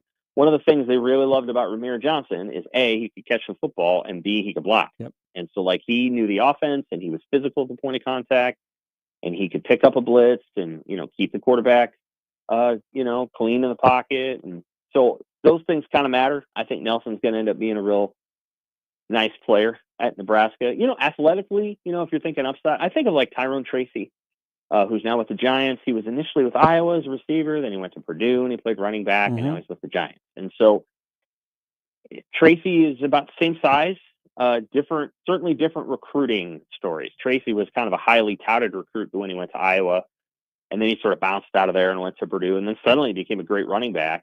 Nelson was really under the radar in Wilkes-Barre, Pennsylvania. I don't know exactly why. We haven't talked to him. I think probably related to grades or whatever. He was going to go to a prep school. Yep. He was probably going to go to UConn and then Nebraska, and then Barthel brought him out to Nebraska. And I think the whole thing's kind of worked. Like, I think they've got him where they want him. He's put on some weight. I think he's retained his speed. So sometimes these things happen. And running backs, even though you can play that position very young in college, and a lot of guys do, the reality is it takes you 3 or 4 years to develop into your full self as a running back. Rarely is it Adrian Peterson out of the box. Usually it's he had 300 yards his first year, and then he got a little bit better, and then he got a little bit better. There's not a lot of Jonathan Taylors out there. So Nebraska fans need to be patient, but I think he's going to end up being a real nice player here. Rule said that the 30 days right now is you go through camp and get to that first game, and maybe it was you that had asked about the underclassmen. Who are we expecting to maybe make that biggest jump over this next month and surprise some people when we get that first depth chart? I'm sure they would love the defensive backs, the young defensive backs, to be in a position where, as an example, if somebody gets the flu or somebody has a busted wheel, you can just take them out and say, you know what, you're not optimum right now. We'll see you next game. Happens to almost every defensive backs over the course of a season. And we'll see you next game. We're going to bring in the other guy. And you didn't lose your starting spot, but we're going to bring this guy in, and he's going to get the job done. I thought last year they tried that in the UCLA game with Jeremiah Charles. Didn't work too well. And it was a struggle early in that game, and they had to readjust and bring injured guys back out. And then against USC, kind of the same thing. And I thought Nebraska was way healthier. Wisconsin, Iowa, down the stretch. And you saw it, I think, in the caliber of their pass defense. And so, I think that's some of it. The young defensive backs, the young running backs. I don't know if they can do it in 30 days. We'll see. Mark Way and Nelson, those two. And then I don't think they're going to have to use some of these young offensive linemen, but the reality is those guys are ready. And then I would love to see what kind of jump, the quarterbacks can take. I would really like to hear TJ Lateef and Marcos Davila and just see how they've grown over the course of a training camp. Jalen Grandstand's going to be the backup, so long as the backup is, mop up. Mm-hmm. If you ran into a situation where you've got to play 3 football games for whatever reason, and that doesn't happen very often, but I'm just saying, if it did, you don't want Andrew Bunch out there. We've seen that picture back in 2018. I'm not trying to knock that kid. He was a great story. But how much different would it have been if Noah Vedral had been able to play, and been ready? Like UCF blocked his whatever. And you want to be able to rely on somebody who can go out there and kind of athletically get the whole thing done and not just have the know-how. So I'm really intrigued to hear how Lateef's grown and whether there's some things he can do. I mean, he's basically going to be in his 3rd extended practice from bowl to spring, now to fall. You hope you don't have to use him. Yeah. But you'd love to see one of those young quarterbacks take a jump so that, it's interesting if you had to play a backup for a quarter or two. Like a quarter or two. I'm not even talking a whole game. Yeah. Whatever. Sam, as always, we appreciate it. Great stuff, my friend. Have a good week. We'll see bits and pieces down in Lincoln over the course of the next week. All right, take care, man. That's Sam McEwen. Good stuff in there. When we come back, something he said that involves Carter Nelson, but also Quentin Ives. We might have to start talking about this because getting injured on day one of camp when there's competition and you might be passed by, what does that mean? That plus much more in the second half of Gary and Matt with Caleb Henry sitting in this morning. A little bit later, Brian Christopherson will stop by on 1620 The Zone. I am not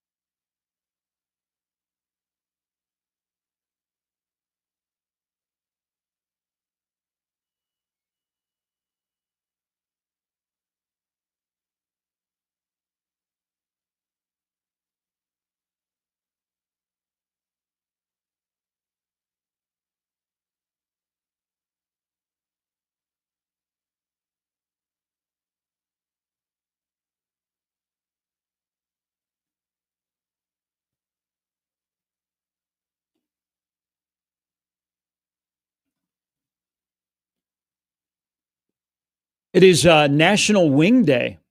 Mm. Drums or flats?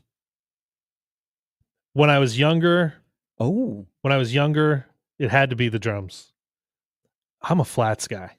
I'm the opposite of you. I used to be a flats, but now I'm a drums guy. Well, not all of us progress the correct Yeah. way. It's fine. I feel I am a drum guy because I feel with the flats you get less meat, and people are a little chintzy on the meat these days with the flats. So I prefer the drums. Depends on where you go. Okay, this is where this debate will go. See, like if you go to a good wing place, your flats aren't just being, it's not just all bone and you're like, oh, I got to try to pick this clean to get anything out of it. If you go to a good place, those flats are robust. Okay, I there's a place in Lincoln in particular that I'm thinking after you're saying that. I'm thinking of a place in Lincoln also. It is not a place that you have to go downstairs. No, not Okay.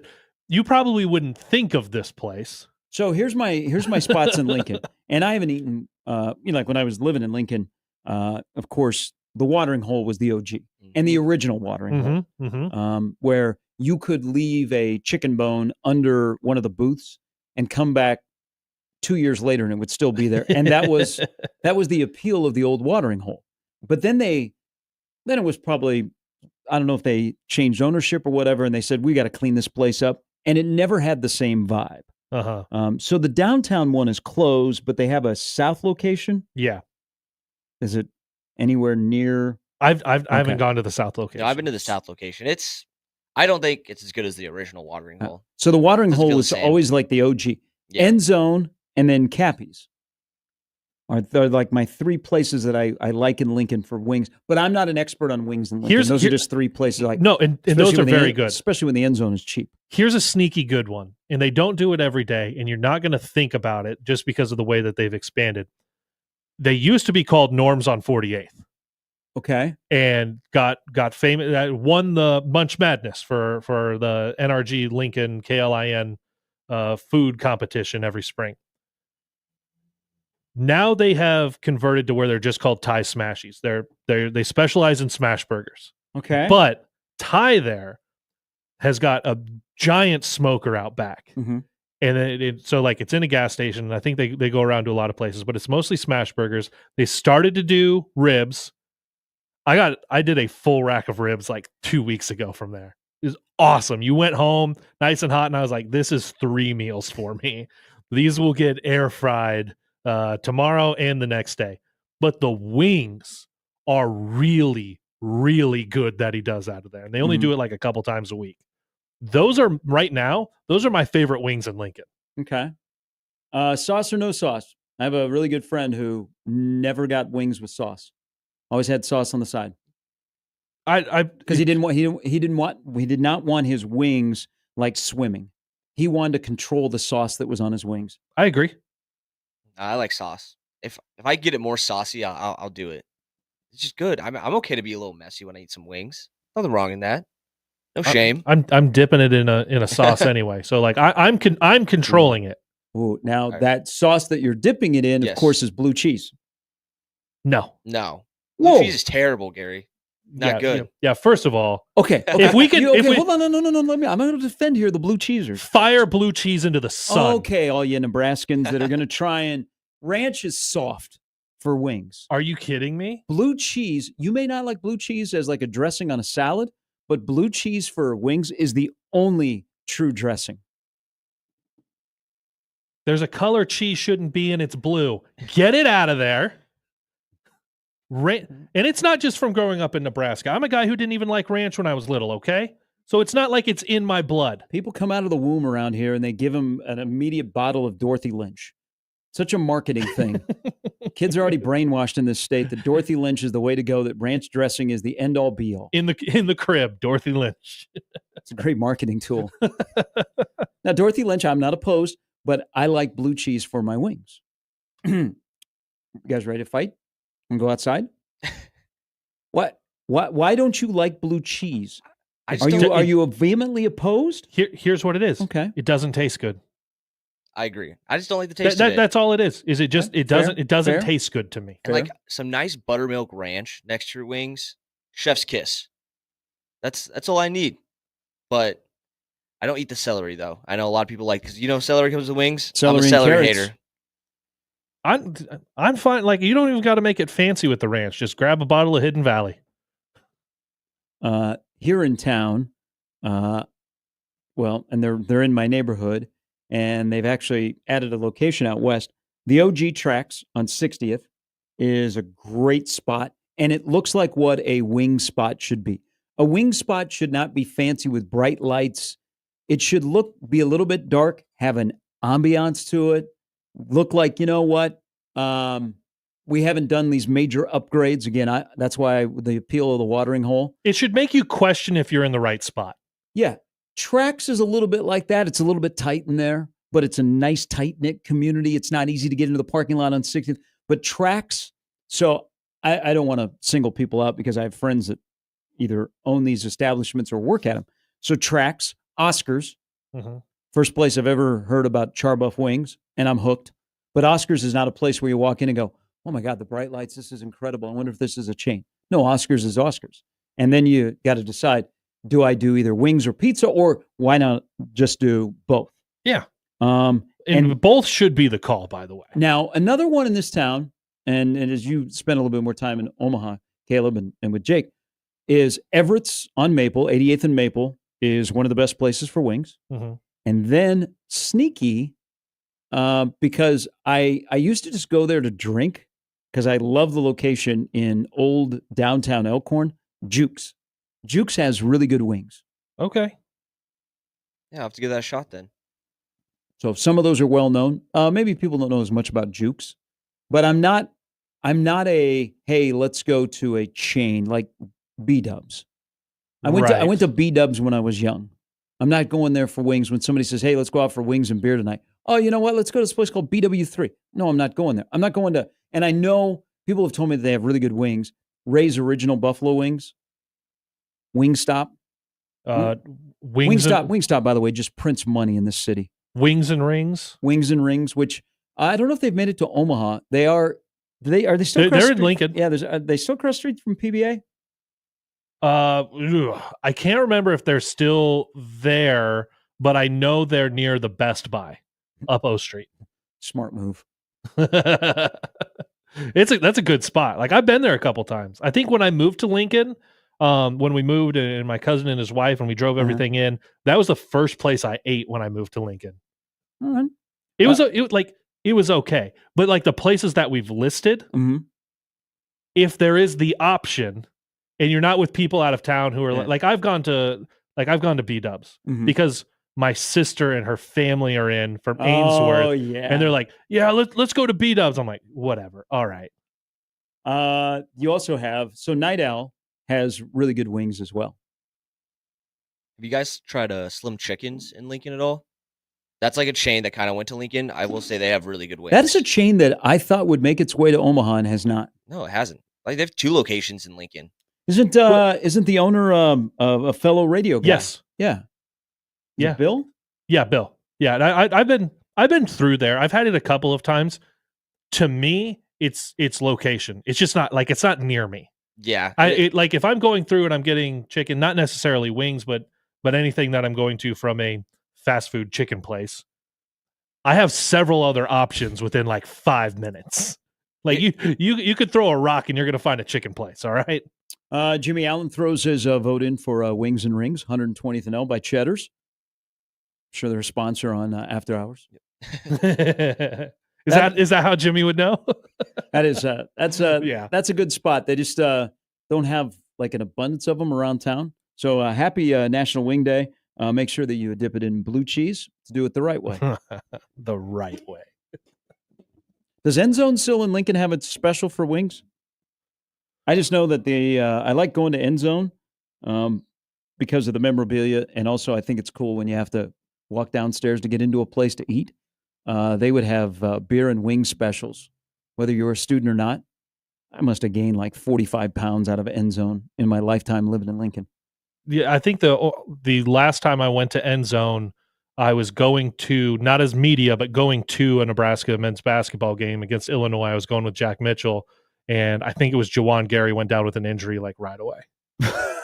And That's crazy how you that ended tie up those two being together. that ended up being the downfall for the rest of that season for them missing the NCAA tournament. And I was like, we shouldn't go to games anymore together. Yeah, that was a. But that- then Casey started to get a lot more playing time, and then that propelled the next season into the NCAA tournament. Yes, you're right. It was actually a benefit because Casey got to play a little bit more, but that was a downer that season. Because him and Emmanuel Bandamel both had those injuries after getting the black shirts from Trev Alberts in the offices. Yeah. Back to something that Sam said in our interview earlier at the end of last hour. So I looked at Carter Nelson, and once he was cleared and healthy after his surgery, they have molded his body into being a tight end. And they got variety in that room. Lindenmeyer is somebody you don't sleep on. Harburg is Harburg. Then you have Carter Nelson. You think there's any just second guessing not redshirting him last year? Or do you think Nebraska was kind of forced to play him because of his recruitment as an in-state guy? I don't know if they were forced to. I think it helped their wide receiver room. And now you think about the wide receivers that are gone because they didn't have as much playing time last year, like Jalen Lloyd, Malachi Coleman. But I think Carter Nelson's size and him being a true tight end, but playing out there and them having the other weapons, it definitely helped that you had like Ja'Cory Barney come along at that room.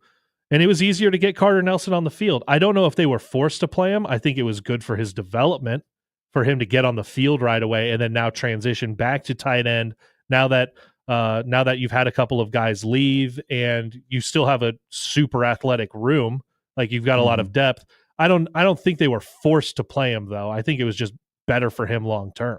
The other thing Sam brought up when we were talking about running backs, and you and I were talking about this off air, is day number one, but there's a lot of question marks behind the number one running back.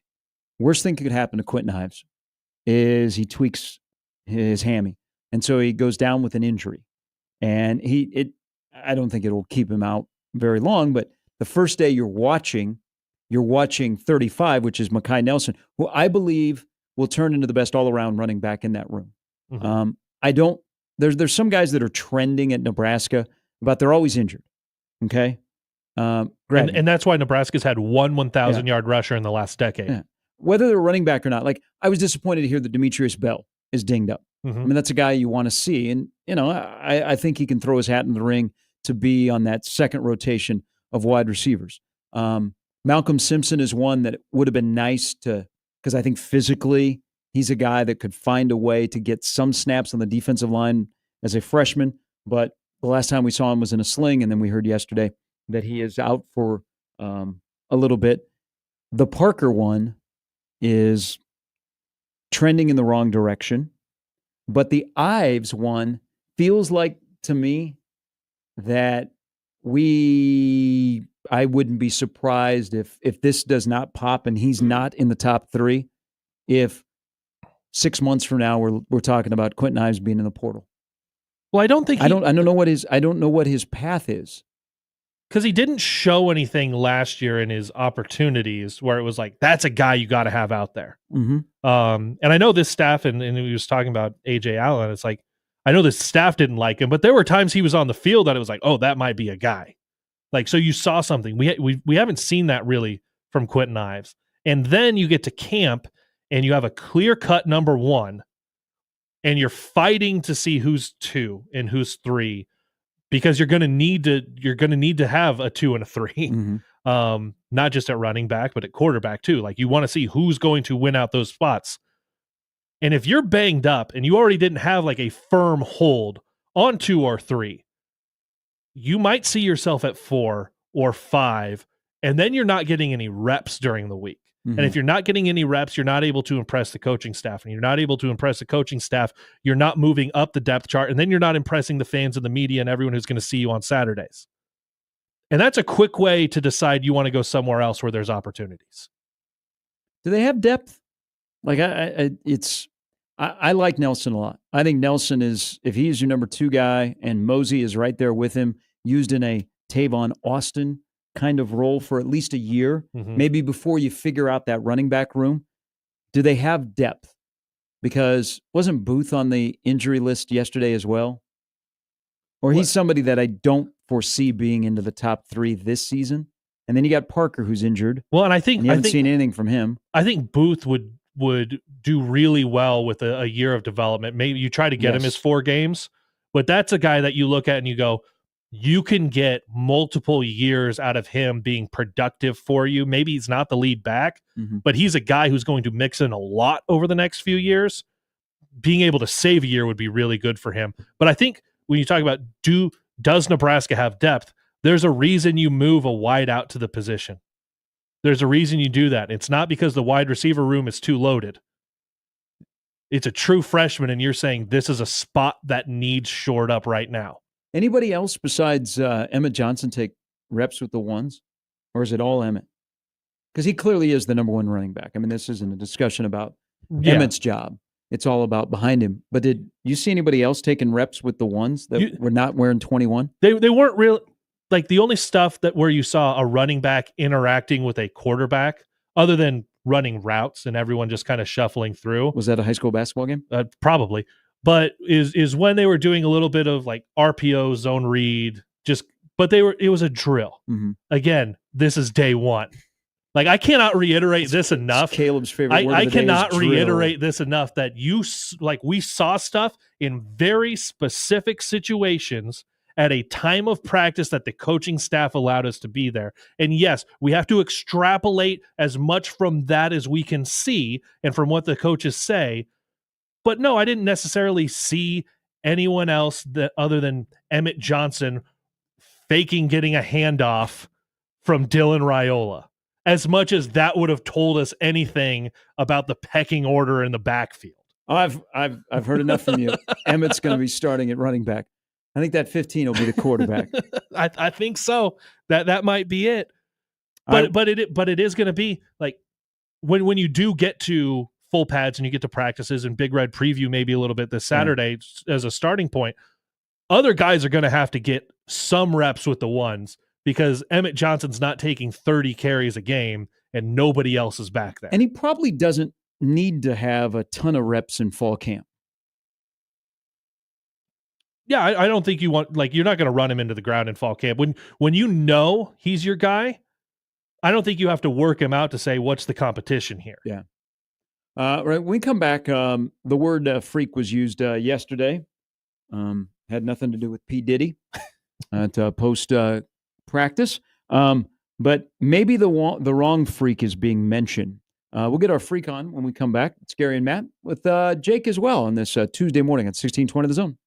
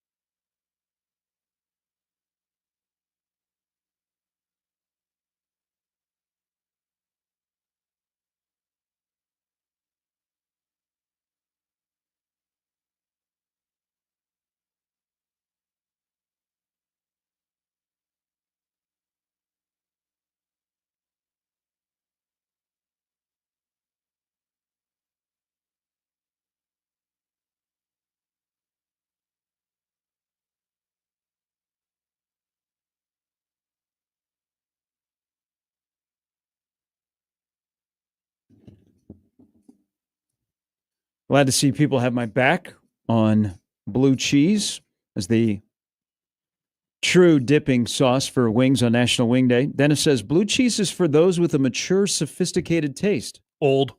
I think that's a compliment. I heard old. Thank you, Dennis. Do you also like peanuts in your ice cream?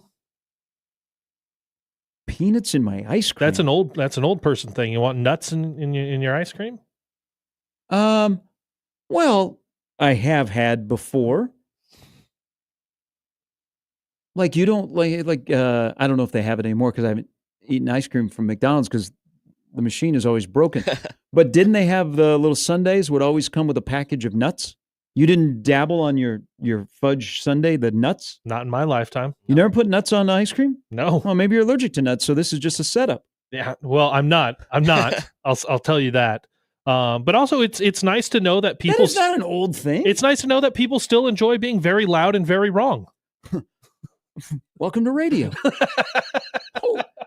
So I thought you would say, okay, an old thing is to put peanuts in Coke. Now, yeah, that's an even older thing. Or put peanuts with, M&Ms. So you have your own mix. I thought you were going to go. I did not know that there are back. rules that putting nuts on ice cream makes you old. Do you know anyone under 50 who has ever done that? At this time, I do not. But let me think. Let me think on that one. And it wasn't like handed to them by their grandpappy or something.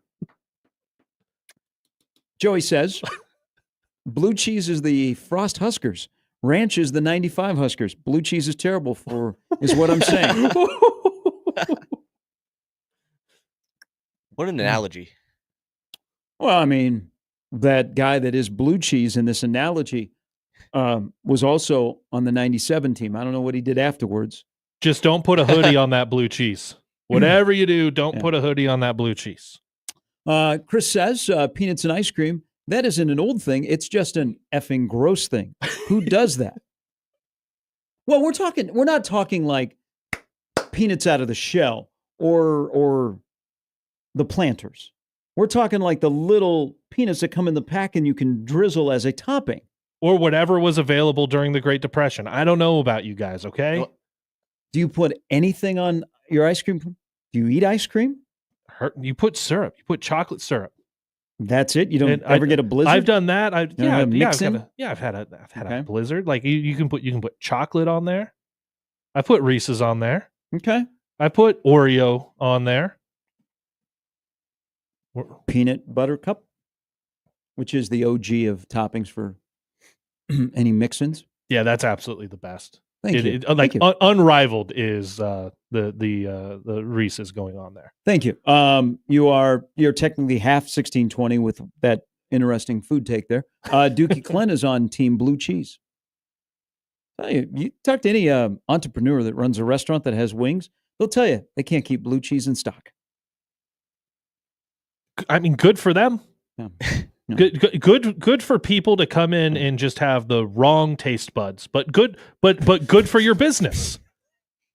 That's good for your business. You have tapped into people who enjoy the wrong thing. I'm now really thinking about the nuts on ice cream.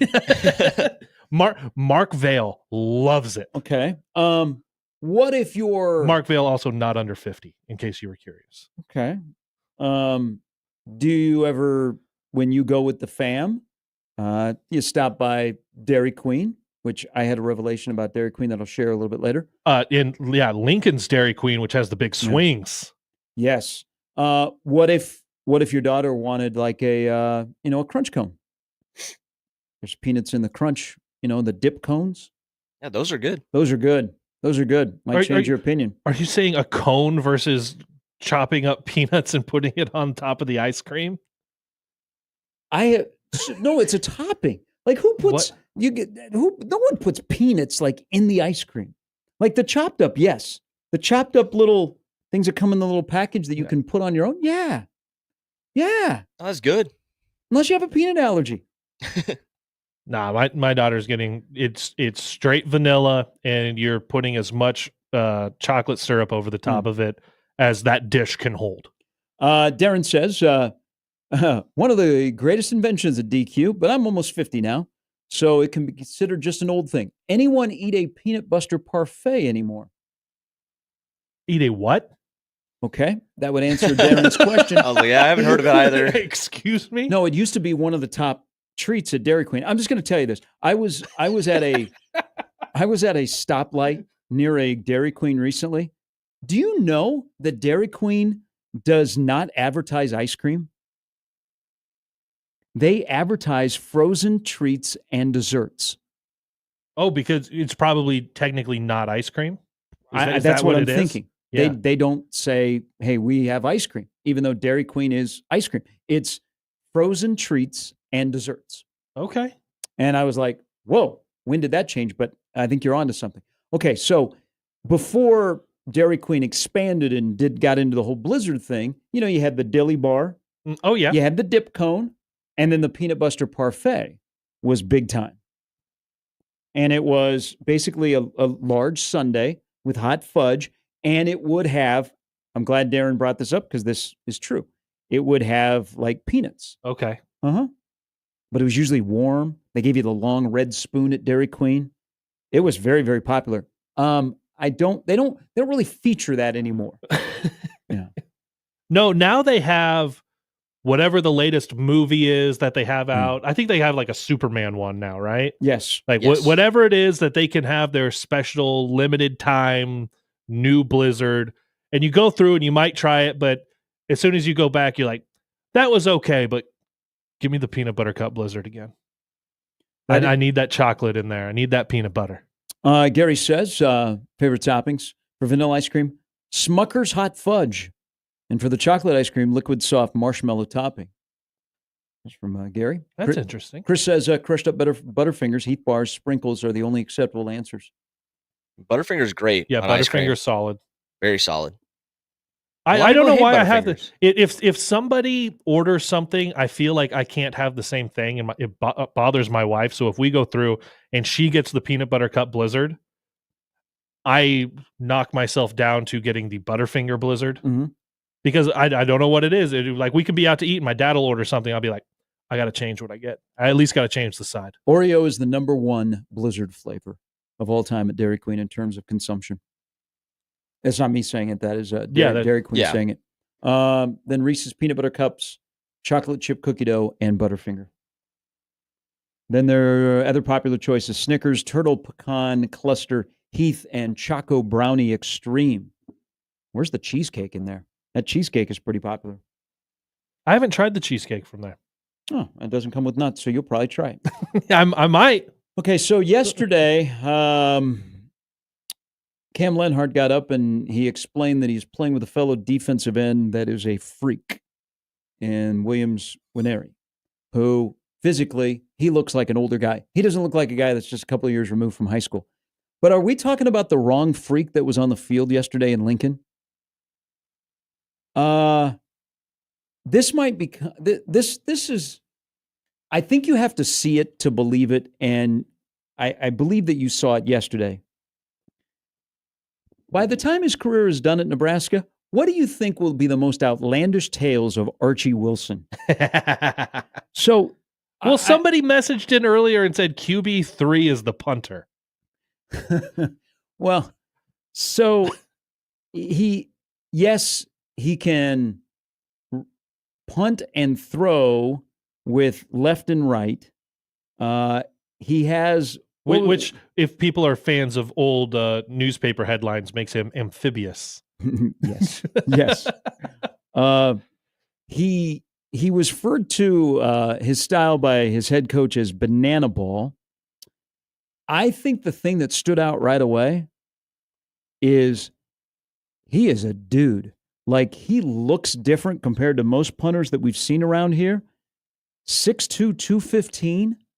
Like the physical size of somebody that has played Australian rules football, and that's where they became a punter, and now they are in America playing American football punting. Mm-hmm. He is a well put together young man, but this just has the feel, and I hope this works out. And all the video that was shared yesterday of possibly Nebraska's new punter, it looked very seamless. Yeah, like there's no rush or anything like that, but we're just booming 50 yards and it looks nice and smooth. And for us that think we know special teams, but we really don't, we're like, hey, that guy looks really good. I was impressed by his size, but I think we're going to hear some wild tales. At some point during the season, it'll be dropped that he beat up a kangaroo in the outback or something like that. Because if there's a freak, that might be the freak. Nebraska may have a robo punter. Well, and think back when you're thinking about punters where it's like that's an athlete who's back there. Mm-hmm. And you just listed up 6'2", 215. Sam Foltz was 6'1", 200. So you're getting ballpark, but you're a little bigger. Yes. And you can think, and I know we had the 10-year anniversary recently, but you saw highlights of Sam laying the wood. And now you have a guy who played rugby and is a little bit bigger. And that's kind of where you're starting to go with that. But yeah, I do think you might get, are you going to get we caught what was it? Several, like a raccoon in the truck on a dirt road or something. He's like, this is better than being back home. That he owns a wallaby or something like that. Like back home, his family raises koalas. Like there will call that a knife? There will be a story at some point this year about just something off the wall. I just hope that no one asks him, because Nebraska used to have an Australian wide receiver who went to Pius X named Brett Popplewell. Uh-huh. And it kind of coincided with the Men Down Under had a couple of popular songs out, and someone did it was in Lincoln. It might have been, I think it was 10-11. They did a piece with Popplewell of eating a Vegemite sandwich. Oh no. I don't know where they found a Vegemite sandwich in Lincoln, but that was as part of the Men Down Under song. And so they did a piece with him. I imagine that there will be a lot of these. But the first thing that caught me was that's Nebraska's punter that played rugby, 6'2", 215, thick. Well, and what have we seen from the pictures you see from rugby? Like they're not padded up. They don't have a big helmet on. Yeah. So he did look, it was like, he coming from where he had played, he doesn't look thick because you haven't started to get the any of the pads on it. Obviously they didn't have pads on, just had the helmets, but still, you're right. When we saw him out there, it was like, this guy looks a little bit bigger than what we've seen through pictures. When you're seeing real life, he's right there. And all you're looking for, as much as any of us can gauge, what does something look like, especially for a punter? Mm-hmm. Does it look like it wasn't that complicated for him? That's all I want to see. Did it look like it wasn't that complicated? Nope. He rolled out to his left and let it fly. That looked pretty far. That's all I need to see. Tanner brings up a good point here. And when do they go like live with punting, where there is a snapback, they have to block people, there is a rush, so you get into that mode. And then also if you have to go down and cover, if you have to go and make a game-saving tackle, like how much of that is going to happen during fall camp, or is that going to be the first game at Arrowhead when Archie Wilson has to go back to punt? But Tanner brings up an interesting point, because the style, and this is why Nebraska made the change. You have the transfer from Washington. They say, we'd rather do the rugby style, not my style. That guy is now at Purdue. Right. So many great memories of his time in Lincoln. So that's why you go and you get Archie Wilson, and you keep him away from other schools for a while. Nebraska had narrowed in on him like the weekend of the Husker games. Like that was going to be their guy, and they kept it quiet. They had to do some of the paperwork to make sure that he could get here and everything was going to be good. But they didn't want anybody else getting on him, so they kept it quiet for quite a while. People, Rule alluded to that Eckler's got his guy, but nobody could figure out who his guy was. But they had already started internally, hey, this is who our punter is. He's going to be here. We just have to figure out how to get him here. But Tanner brings up this question in the Equitable Bank inbox, carrying last year's issues to this year with him rolling out and taking longer how concerned are you about the blocking holding up long enough for the punt to get off? We have seen rugby-style punters, some that are full rugby-style punters, others that dabble in it a little bit. Like Buschini would give you that periodically. But I would think, and it's a good question by Tanner, this is the style that Ekeler is comfortable with. They will teach this. Yes. Well, and if you are rolling out, you're not worried about the entirety of the line holding up and saying if there is one weak point, this is getting blown up. If you're rolling out, one, he's mobile. So if he sees somebody, there's a chance to do something about it. But two, mostly you're just trying to seal that edge, right? You're just trying to go, nobody comes out here. So realistically, if you have three guys do their job on the end and he's rolling out to the left and it's three guys on the left side, he's fine to get that away. And because he can do it with both feet, they can't really game plan. Okay, we're going to bring. Is this really going to be a thing? Yes.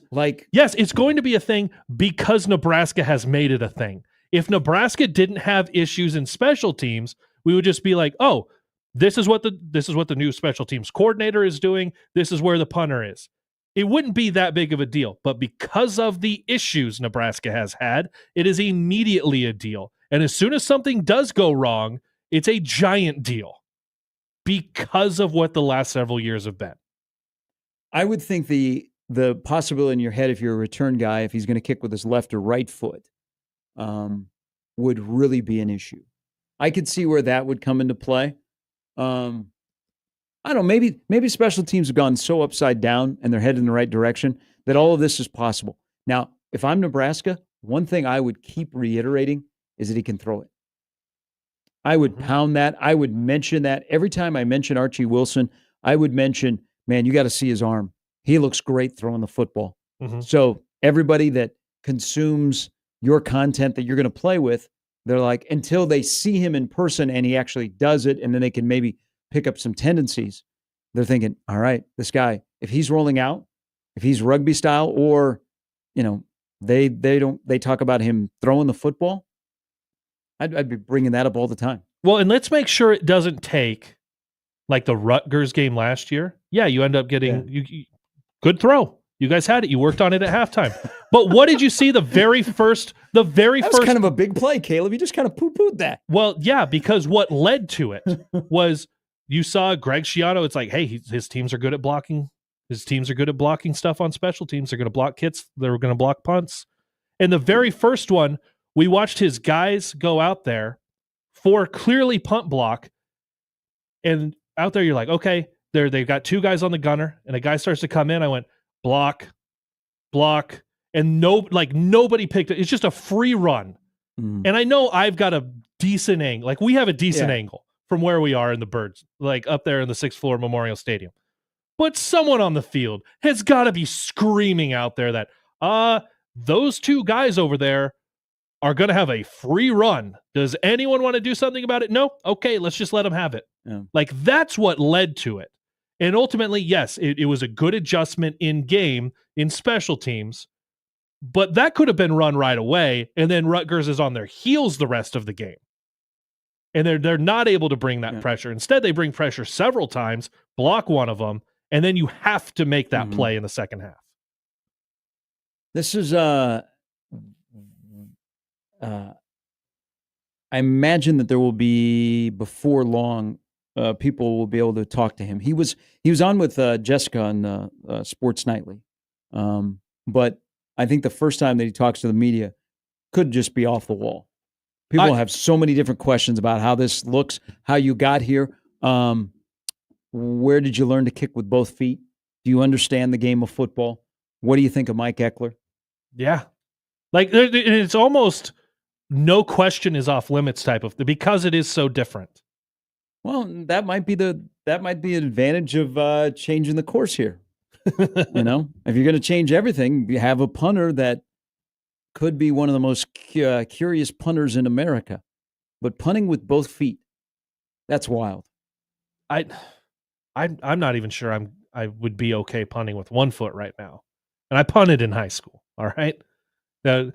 No, it's interesting to see what is the development like that, because you think about like baseball and like, Mhm. okay, how does someone Switch develop hitter. to be a switch hitter? Or how does somebody, even rarer than a switch hitter, how does somebody do okay pitching with Yeah. either arm? Yeah.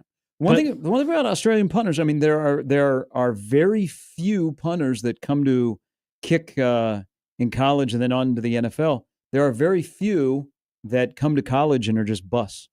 right. Well, and here's something. Maybe I just don't know enough about rugby. Mm-hmm. Do they all have to be able to kick with both feet? Is Ooh, that I don't an know. advantage of playing the game of rugby? We have quite a few people that are involved in local rugby. And I The just don't know the enough about that. the goats and other and high school rugby. We'll get an answer for that. That's a great question. Maybe Brian Christopherson will have an answer for that. He'll join us coming up in about 15 minutes. Caleb Henry is in this morning. There's Jake. I'm Gary. It's Gary and Matt on 1620 The Zone.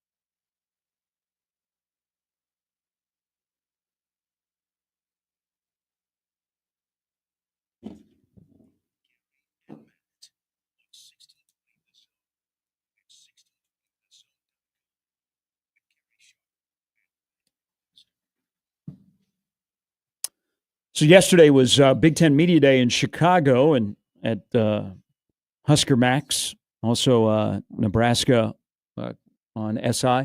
Jeff Sheldon, who used to cover Nebraska, well, still covers Nebraska volleyball, but covered Nebraska volleyball for the World Herald. Now is Jeff still at the Alumni? Doing something. No, so he's with Lincoln Arneal and the Volleyball State podcast on I-80. On the with the I-80 club. But he's also writing for you guys now. Yes. Yep. And that was his debut piece with us was highlights from Big Ten Media Days in Chicago. So you can find a link to that at huskermax.com. But it's awesome to add the talent that we have in guys like Jeff Sheldon, in the contributions. Lincoln Arneal, obviously, with I-80 and the stuff that they do, but all of the people that I think we're not, like I said earlier, we're not looking at staffing like the Omaha World Herald, and we're not local TV and not Husker 24/7, those types of things. But I do think we've managed to have some pretty talented folks like Jeff Sheldon and get their thoughts on something that I love, volleyball. But man, people like Jeff, like they know volleyball. Yes, him and Lincoln do a great job, and Brent Wagner at the Journal-Star does as well. But if you watched any of the coverage on the Big Ten Network yesterday, the Big Ten Network did Nebraska dirty. So they had with the graphics, yes, they had Rebecca Alec up there. They had Harper Murray, and the backdrop was, granted, it showed Nebraska. But there was a lot of corn. There was Carhenge. There was the backdrop of Lincoln. I did not see the Henry Dorley Zoo, but there was just a lot of corn. Yeah, how did we not get the dome in there? If you're going to do the whole state, but I just noticed a lot of corn. But as I was watching yesterday, and Danny Busboom Kelly, she gets ready to start her first season. What if Nebraska volleyball had the best coach on campus and they replaced him with the best coach? Like immediately right now, you rank the coaches at Nebraska, and Danny Busboom Kelly's already at number one. Mm-hmm. I think it would be, we'll have to see how year one goes, but I think the biggest competition for that would be one of the coaches who just got a contract extension. It's softball's Rhonda Revelle. Okay. Now, you also had, because he retired a couple years ago, you had Gary Pepin. Like he's no longer there. John Cook's no longer there. Mm-hmm. You're looking at the possibility that if it's not Rhonda Revelle, it is probably Danny Busboom Kelly, who twice has come close to winning a national championship at Louisville. Yes. And now takes over a program that you're not afraid to say it's national title or bust this year. Yeah. And that isn't the people that are in the program feel the same way. I mean, that's a nice expectation to have basically every year, is that you got to find a way to get to the Final Four, and then you got to find a way to win 2 matches. But this team, because of that, the junior class that has come up short twice, it just yesterday and then leading up to this, it feels like for Nebraska volleyball, it is national title or bust, and we're not afraid to say that out loud. Where would you rank? Because volleyball is obviously very front and center, and softball has become that. Mm-hmm. But Nebraska has a national championship coach on campus, Paul Klempa. Yes. In bowling. And obviously he took over for a legend. He did. If we were having this discussion when Bill Straub stepped down and Paul took over for him, we could say the best coach in collegiate bowling got replaced by the best coach. I just dawned on me listening to her, and I'm a huge fan of DBK, and I think she was the only person there was nobody else for this job. I mean, she's the right person at the right time. The vibe, by the way, I think is different around Nebraska volleyball. Yes. I think it's a little bit more relaxed. Their personalities are their goals and the way they go about their business are very, very similar. Their vibe, I think, is a little bit different. Mm-hmm. You might be on edge with one coach. The other coach, you're like, okay, I know what she demands, but it's not like, front and center. Yeah, I mean, people coach, people lead different ways. and John Cook had been here for 25 years, and obviously had something in place really well Mhm. for Danny to walk into. And then she's able to come in and put her own spin on that. It can feel refreshed for the Yeah. athletes who are there. And that's not That's a great word. and honestly, when you hear the way Rebecca Alec and Harper Murray were both there in Chicago, and they both refer to John Cook, they just say John. Yeah. Like they don't say coach, they don't say Coach Cook, they don't say Cook. It's John, and that's the relationship they had. They had a very yes. grandfatherly, fatherly relationship with him, but knew what his expectations were when Yeah, they were oh. between the lines. Danny has those same expectations for them, but it's coming a little bit of a different angle because she wasn't here Mhm. before. Like she was coaching on the opposite bench, you know? So yeah, I think refreshed is probably the word for it. It's a little bit different for him. But you're right. I think there were a number of good options Nebraska could have had to replace John Cook, but options 1A and B were DB and K. Yeah. All right? Like that's what it was. If you could not get her, you ask her again and you ask her again, and if it's a no a third time, then the roosters crowed, and then you go and try and find somebody else. All right. Brian Christopherson from Husker 24/7 is going to stop by the program coming up next on 1620 The Zone.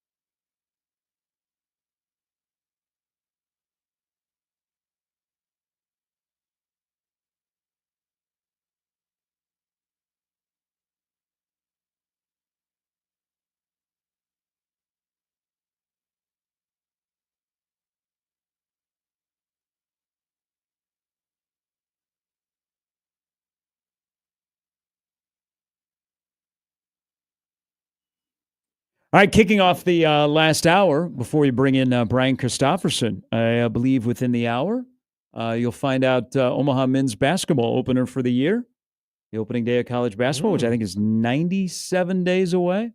Omaha and Murray State at the Pentagon as part of the Field of 68 tournament to kick off the year. I think that'll be announced within the hour, but there you go. There's a little I like scoop. games at the Pentagon. Like, Yeah. That's a fun place. Drake is playing Northern Colorado, Omaha's playing Murray State, and then South Dakota State is playing the third game. I can't remember who they're playing, but Omaha will play the middle game on the opening day of college basketball at the Pentagon. Awesome. Where we welcome in Brian Christopherson from Husker 24/7. Good morning. Hey, fellas, how you doing? Good. Caleb is in this morning for Matt. You guys can talk about the beautiful grass that is on the practice field that you got to observe yesterday. Yeah, it was. I wanted to hit some golf balls on it, but that probably would have been frowned upon. I would have replaced my divots, of course, but yeah, it did. That was sweet. But you know what was better though? You could smell the training table. Like they had to set, like everything was coming out of there, and it made me really hungry. Like that was better than the grass, actually. Some of the stuff that was said yesterday, how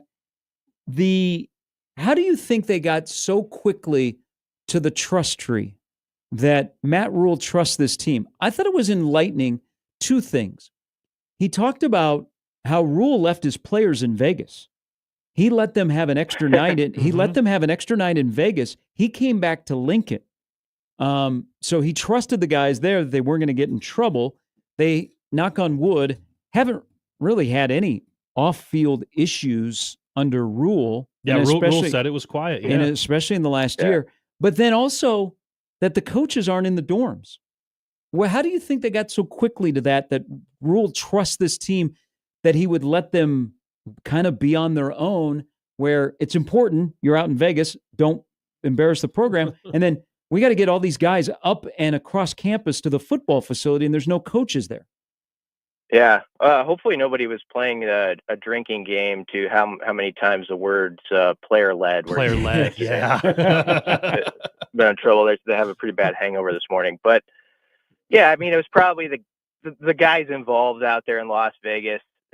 I mean, I can't say I know those guys inside and out, but Ludo, Ryla, Singleton, Buford, I think they're just some of those dudes you're kind of like, they'll be all right. They know how to handle themselves. They're grown men. They'll do the right stuff. But, just as far as a team, I think it goes with the year 3 thing.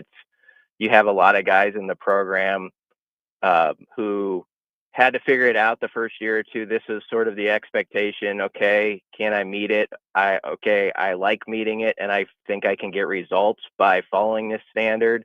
And now they just want to pass that on to the guys around them. And I also think a big part of their portal pursuits, when you go back to December, and some of the key guys they added, like Dane Key, for instance, is veteran guys who sort of have a pros pro mentality, and they knew could fit in that way and mesh in and be part of that culture of being player led. Like, I think one of the things I picked up on in Las Vegas is, like, I knew Dane Key was valuable, but I probably underestimated like how much value he had, for instance, to that room and his maturity factor and how you go about things before he's even caught a pass as a Husker. I think he's that big of a deal to that room. And so I think they added guys like him, like a Marquise Watson, Trent. Rule would bring up the word gratitude back in December and January about he was looking for those guys who just were, grateful for that opportunity and their surroundings. The smell of the training table, the plush grass we were on, all that stuff, like guys who understand, like, it's not like this everywhere else. I want to take advantage of that. And when you get that sort of mindset, I think you have guys who want to do the right thing and ideally aren't afraid to hold people accountable. That's when you really got something working. When guys aren't afraid to say something that might not be liked in the moment by a teammate because they want to say, hey, this is the bar here. This is what we're going to clear, and we need you to do this. Brian, between Vegas a week ago at the main podium, the side session, any other interviews Rule did there, and then plus yesterday talking for more than 20 minutes, we've got a few hours on Rule. We have more hours on Rule than they practiced so far to open up camp. Why does Rule like this team so much heading into year 3? I just think he thinks it's deeper. Honestly, they've got to go prove that across the board. But just take the secondary for example. Like he brought them up yesterday. I think on paper, to me, it looks like the second line is better than a Husker team I've covered in a long time. Like, I mean, just guys that I think are going to challenge even the veterans and keep them on their toes to make them keep their jobs. And so I think he goes from position group to position group and believes they have that probably working better than they had maybe the first year or two, where you get beyond like the first 3 or 4 guys at a group and you talk about guys 5 through 7 and you still feel pretty good about it, or that they're going to keep guys and working hard to keep their job. So I think it's a depth thing. I think having a quarterback that he thinks is talented and has done all the little stuff right this off season, including getting his body right, and took the lumps of last season, I think that's a big deal. And then, back to the first question, there's a good culture that is established. I have no problem ever saying that. Like, I know sometimes people think we kind of butter them up over there with some of our comments, but I really do believe the culture part he's really excelled at establishing with those guys, and so that's where you're kind of hoping now some of that stuff behind the scenes off the field, it translates to on the field in some of those key moments too. Hey, let's shift. Player led. Yes. Well, and here's the thing about making that a big focus. It's a young team. They only have 34 upperclassmen. So you're basically saying player led with a roster that 71% of your roster is redshirt freshmen or they just got here. Right. It's an interesting team because it's youngish. It's like you're right. Like if you do it by the grade they're in, you're not going to have any juniors and seniors on there, but he does have like a really healthy collection of like those second and third year guys. And I think part of it goes back to the type of guys they recruit. They believe they kind of get guys with the right mentality who love football and are going to grind and stuff like that. And if you have those types, like take like a Riley Van Poppel, like he's only in his third year of college football, hasn't actually played that many snaps. But when you talk to him, he's like a guy who comes off as like a 4th or 5th year guy because I think he has sort of that maturity level. So that is where it's interesting because they are young on paper in some ways, but then they also have that mix of guys who, okay, they've seen what it's supposed to be like, and now they should be able to kind of go act it out on the field and do it the right way. So a position group that had quite a bit of a change in the offseason was defensive line. They even got a new position coach. Sent a couple of guys off to NFL training camps. What's your read on the way Rule is handling this? Because the one thing we understand about Rule is he consumes our content. Okay, He doesn't just bury himself. He likes to hear, and he knows what people are saying about his program. And it's now 2 straight times he's met with the media where he is very cognizant of the narrative of his defensive line. What's your observation on his approach to a position group, which the narrative is out there? There's a bunch of guys. Only some have played a lot of football. What do you think he's trying to convey to us and to them? To those guys, hey, you don't listen to it. You're good enough. I know you're good enough. I've coached this game a long time. I have had successful defensive lines almost every year. We've had this same conversation around here. Actually, 2 years ago, it was a very similar deal where we were wondering about the D line. At that point, Nash Hutmaker was kind of actually a fringe guy who had a smaller sampling of snaps. Ty hadn't been like the Ty we knew last year. There were other questions there. And by, September of that season, we recognized that they were probably going to be like top 10 in run defense. And so I think you kind of nail that home with those guys. Like you can be as good as those guys. We recruited you here for a reason. I do think they look the part too. That helps. Like when you walked on the field yesterday, the one thing that jumps out that's really true is in the trenches, Nebraska looks really good. Now that doesn't mean they're going to play that way, but on the offensive line and defensive line, it's the most impressive it's been in a while. And yeah, sure, you're going to miss that cheat code as Rule described Ty Robinson, I think at times, but there is a collection of 3, 4, 5 guys to start with that you just got to get them to believe you're good enough for this. This is your time. Go produce. Elijah Judy, the former 4-star guy who's been building for this for 4 or 5 years, has a lot on the line personally where he wants to do right, and go get it. You say the same thing to a guy like Cam Lenhart, who, like the first 2 years, showed flashes of his potential, but he didn't have to be that frontline guy. Now you are, and that always changes the stakes, and sometimes guys respond better to it when they know, like, okay, there isn't necessarily the safety net behind me. I'm the guy who's a first teamer. I got to go make the plays. And so just, convince them, like, I've coached guys for a long time and seen them develop, and you are capable of doing it just like other good guys I've coached before you. Let's just go play and not think about everything that gets said or how there's always a question mark attached to you in every story. Just have fun with the opportunity.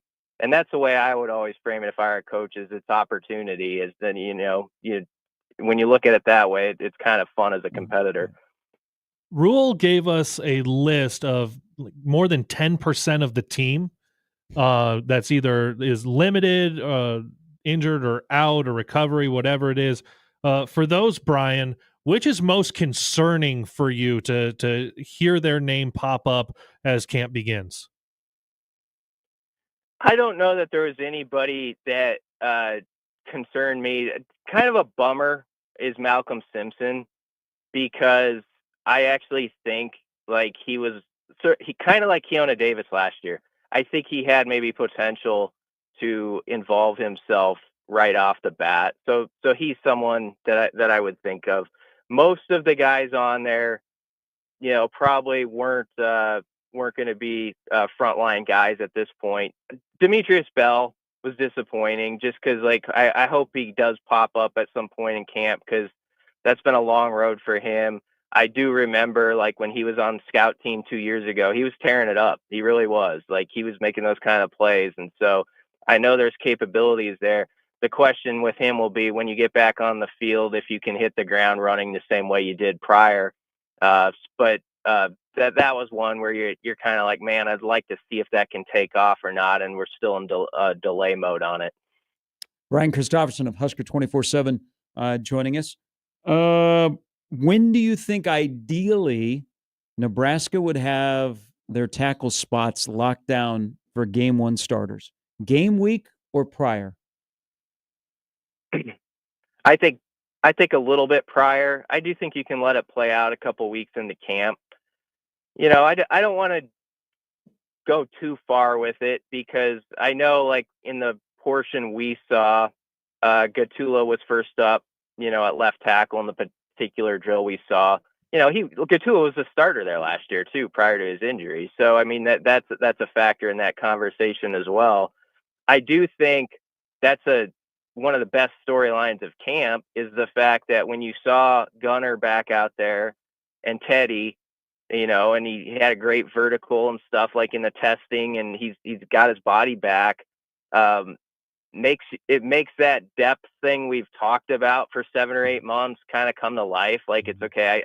I really see it now, like where Tyler Kanak's going to have to hold off Teddy P. That's not going to be easy. Gunner's going to push Elijah, or vice versa. That's going to be a good fight. And so I just think the takeaway yesterday is we got to be a little careful sometimes when we say, oh, this guy's going to start at this spot. Like we know, I think that's sort of the spring summer talk. And I think I wouldn't put it in pen at either of those tackle spots yet. Obviously they brought in Elijah Pritchett for a reason, but Matt Rule had a telling quote, I thought, in Las Vegas about how sometimes when you bring in the portal guys, one of the benefits of it is not that you just get them to the competition, but the guys who are there understand like, oh, I'm actually as good as this guy who just came in, or I'm about as good as this guy who played at Alabama or Notre Dame or whatever. And that feeds their confidence. And so that was something that was ringing in my brain yesterday as I was watching them take their reps. Getting to actually see them take their reps, though, obviously we were looking at who was kind of running out there first. What were your impressions about the size of those O-line guys? Yeah, they're a good-looking crew, and I know that's been something Rule has hammered home in his interviews, is that like he'll get like former players around the field, and they'll be like, man, they're just like they've got their bodies right. Like Latovsky, to me, is the best example. If you compare like what he looked like 2 years ago with now, I mean, he does look like just his body type and, like with his experience, that's like how an all Big Ten kind of guy looks like. Doesn't mean he's going to play like it, but that's how they look. And so I really love, Caleb, the interior of the O-line and the possibilities there. When you go Latovsky, Evans, Spindler, that's a lot of experience. It's guys who look the part. I think they're great culture guys, and that just feels right. So if they can nail it on the tackles, and then the tackle competition should help that, because let's face it, if somebody is not performing at one of those positions, there's someone ready to take the job right behind them. So that is a nice factor to have going into the season. But the interior of the O-line in particular, going into the year, is probably as good as it's been in a long time. I mean, just with those three guys, that's a nice starting point. I would absolutely agree. And now if you can build up some of those young guys who are second year or third year guys behind them, then you're really in a good spot. BC, as always, we appreciate it. Thank you. Yeah, thanks a lot, guys. It's Brian Christophers from Husker 24/7. Yeah, that left to right with Evans in the middle, that's not bad in the interior. Yeah. You'll take that. Now if you can develop depth behind him, like Sam Sledge. Can Sam Sledge play center? Can he play guard as well? Where is Bricks going to play? Mm-hmm. If they can start to build up those guys, because they, let's say Teddy becomes a swing guy. What if you have your two backups at tackle are Prohaska and Gatula? Those are two guys that have started football games for you. I mean, then all of a sudden your offensive line has some depth, and more depth than you've had in a while. Well, in what is one of the places where, because you have several positions where you go, okay, someone can step in early. Wide receiver. We saw a quarterback last, like some of these skill positions. Maybe you get somebody who comes in as a DB. I don't want a young guy on the offensive line. I want old dudes. I want experienced dudes. And it seems like Nebraska has had some of those guys, but there's always been, because of injuries, younger guys have had to come in. Think about the number of guys that set games played records on the offensive line in like the last 5, 6, 7 years. Like Brendan Hymas, but also like who else was around him, type of a thing. So you've had guys that have had to be around for a long time. I do like getting older and bringing in guys who are veteran with it. And I know for Pritchett, it's not like a lot of years of playing, but there's a lot of upside that you can throw in with the other guys who have the years. Yeah, and those guys that play a lot of games here, they go on to the NFL and they're in camps. Not, you play the most games as a offensive lineman at Nebraska and you're not getting drafted. I think another Nebraska has had a lot of for what the lines have been. Nebraska has put a number of offensive linemen in the NFL. But here's the thing, and it's not just an offensive line thing. And I think this is where Nebraska has to make the turn. Is guys tend to leave Nebraska and have a better NFL career than they did in college. Mm-hmm. Now, some had a great college career, even better NFL career. But they go to the NFL, and primarily it's been offensive linemen. We go, man, why wasn't he that good at Nebraska? That's got to change. Yeah. Because that happens on the more frequently than should at a place like Nebraska, where guys will go to the NFL, and all of a sudden you're watching Hymas or you're watching somebody else, and you're like, wow, they didn't do that when they were at Nebraska. Like Nick Gates. Nick Gates had an okay Nebraska career. He's had a nice NFL career. He's played better in the NFL. How many guys did we watch? Sethan Carter. Yeah. Niles Paul. Like we've seen this. It's not like really a recent thing. but definitely over the last 20 years, which has been in the scheme of the history of the program, a down 20 years, a lot of guys that have come through that have been okay, that have gone on to be pretty good, serviceable, have decent NFL careers. I know he's only here for 1 year, but you know a guy that is kind of trending because you read stuff out of San Francisco? Is Nair going to be that next guy? You know, he had a mixed, I mean, that there's going to be a 50-50 ball that I still see in my nightmares, but San Francisco loves him. And he may be a guy that's better suited to play wide receiver in the NFL than he was to play at Nebraska. Fedoni's made some good catches in New York. Richie and Papillion, who's a diehard Giants fan, told me that they are the big thing that they talk about because he consumes all these podcasts after practice and YouTube shows. He said they like Fedoni, the blocking. If he can block, he'll have a spot on the roster and will be in the NFL for a while. Well, and anyone who watched a Nebraska game and gave you the scout would have told you, yeah, that's kind of where it is. It's the blocking that needs to take him to the next level. Well, and this might be a tight end thing too, as you're going down this path. Jack Stoll. Yeah. You know? I mean, Jack Stoll is still in the NFL. It's not bad. He wasn't utilized properly at Nebraska. Thank God he got an offensive coordinator who early in his career didn't pay as much attention to the tight ends. Later in his OC career, has paid more attention to tight ends. And now you have a deep tight end room that might be utilized properly. So we don't have to just bang our head in the wall around here about, you have this great tight end. His name's Kyler Reed or Sethan Carter. How come you can't use him properly? Austin Allen, you ever heard of him? He's in the red zone. You know what? Maybe a fade in the end zone. The Big Ten tight end of the year, Yes. Austin Allen. Yeah. And it felt like his production should have been double what it was. Absolutely. We'll step aside. We'll be back with more Gary and Matt. Caleb's in for Matt, who's on vacation for the rest of the week on 1620 The Zone.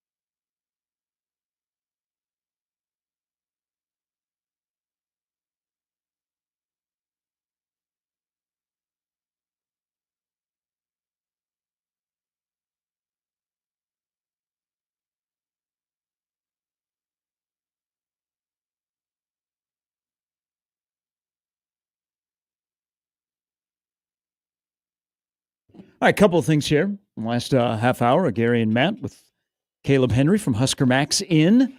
This is from our discussion about wings earlier. Huskers X's and O's. Wingstop is a really good value. Wings and Rings on L Street, another good value. Don't care for B-dubs. I will smoke my wings if I want good wings. See more people that do their own wings. Yeah, Why leave it chance? that's fine. Yeah, if you can do them well, go ahead. Kyle writes into the Equitable Bank inbox the morning after the passing of Ryan Sandberg. He says, man, Rhino's death sucks. I grew up in a small northeastern Nebraska town with WGN on local, and my grandpa was a huge Cubs fan. I grew up watching games by his side in the summer, watching the misery and living every second. I miss those days so much. I was born in '84, so I definitely remember Rhino and then his comeback a real hero, because he retired and then came back. Won the home run derby at Wrigley Field in 1990, by the way, when he hit 40 home runs that year. I was lucky enough to sit in center field of Game 7 of the World Series we won, and I was so happy the way he was always celebrated and loved by everyone, and he was as much of a win for him as anyone. My grandpa would tell me stories of all the former Cubs, and Rhino was always a favorite of both ours. R.I.P. Sad, sad day. Thanks, Kyle. Thank you very much for the email. And a lot of those stories are being shared. Generation of Cub fans became Cub fans because Rhino became their favorite player, and he was playing on WGN, and you could watch him every day. He almost, and you weren't here, Caleb, but this is kind of random. Mike, as I told the story in the first hour, called up yesterday, and he brought up, have you heard anything about Ryan Sandberg? Right. And I said, well, it's been kind of quiet, but it doesn't sound really good. And then he passed away. But he also brought something else up. So Ryan Sandberg grew up in Spokane, Washington. Great athlete. Basketball, baseball, football. He was a triple option quarterback who could have played football, could have played basketball, but everybody knew that baseball was probably where he was trending. He wanted to stay close to home, so that hurt Nebraska because Tom Osborne was in charge individually of his recruiting because he was a triple option quarterback. They wanted to keep him away from Oklahoma. Mm-hmm. They had heard that Oklahoma was interested in Ryan Sandberg from Spokane, Washington. So T.O. got on a plane and flew out to Spokane to recruit Ryan Sandberg. Little did he know that Sandberg, who wanted to stay close, Spokane to Pullman isn't very far away. You drive through the Palouse. Mm-hmm.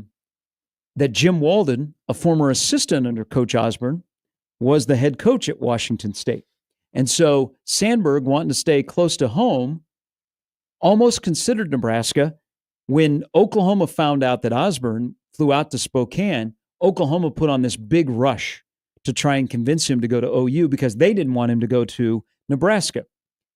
He said, I'm staying close to home. He committed to Washington State, and then a couple of days later was drafted by the Philadelphia Phillies, and the rest is history. But he was going to be the only quarterback in the Nebraska class in 1978. Instead, the quarterback was Bruce Matheson, who is an answer to a great trivia question. Who is the last quarterback to throw a pass in the NFL from Nebraska? And that was Bruce Matheson, who was in the 1978 recruiting class. So T.O. tried to get Ryan Sandberg, who was a parade All-American as a triple option quarterback in Spokane, Washington, to come to Nebraska. That's incredible. That's incredible. And now I know Justin Fields went back to the Jets camp, but if Fields were to have missed extended time, you had the potential of getting an Adrian Martinez pass in an NFL game. Yep. Which that is, I believe that stat, Bruce Matheson holding that for a long, long time, will change here shortly. And if it doesn't, then there's some problems in Gotham. Yes. Yeah. Kyle, thanks for that email. So there's, I do want to mention this, and yesterday was one of those days where it began with Deion Sanders. And you know, there's the great Stuart Scott line, who lost his battle with cancer. And he said, when you die, it does not mean that you lose to cancer. You beat cancer by how you live, why you live, and in the manner in which you live. And that's just a very powerful statement about a horrendous disease that we all say F cancer. So Rhino passed away. He had a reoccurrence of prostate cancer, that all the scans had come back. He was doing well through the winter months and then just got a bad dose of news recently and then passed away at 65. And then Deion yesterday had his press conference in Boulder. And I know whenever you mention Deion Sanders' name, and people are like, well, why is his medical team there? Why wasn't he around the team? And we had heard blood clots, had not heard bladder cancer. Mm-hmm. And great for Coach Sanders that he is on the right path. He used the media the right way yesterday, I thought. I listened to his press conference. I agree. I was thinking the same thing when I was listening to him in my car yesterday. He made a very uncomfortable topic, because cancer is uncomfortable. He made it a comfortable topic.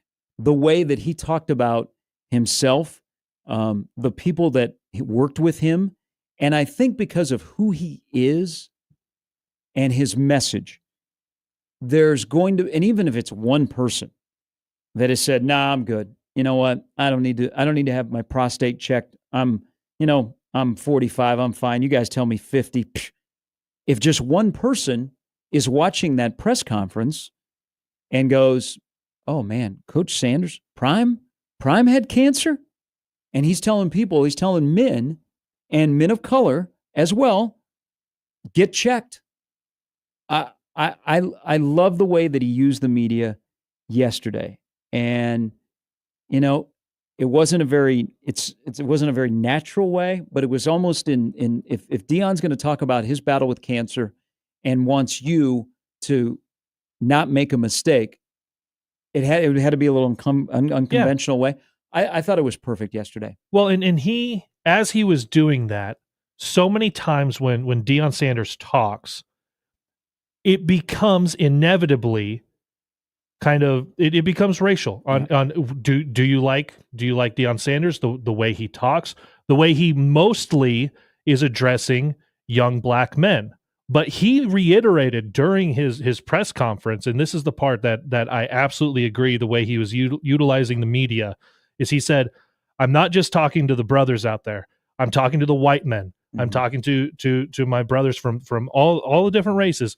And he said, it's uncomfortable for men in America to decide, I need to go get something screened, even if something doesn't feel wrong. And he kept talking to me. He's like, men in America, you need to go do this. Because if he wasn't getting screened for something else, they wouldn't have found this.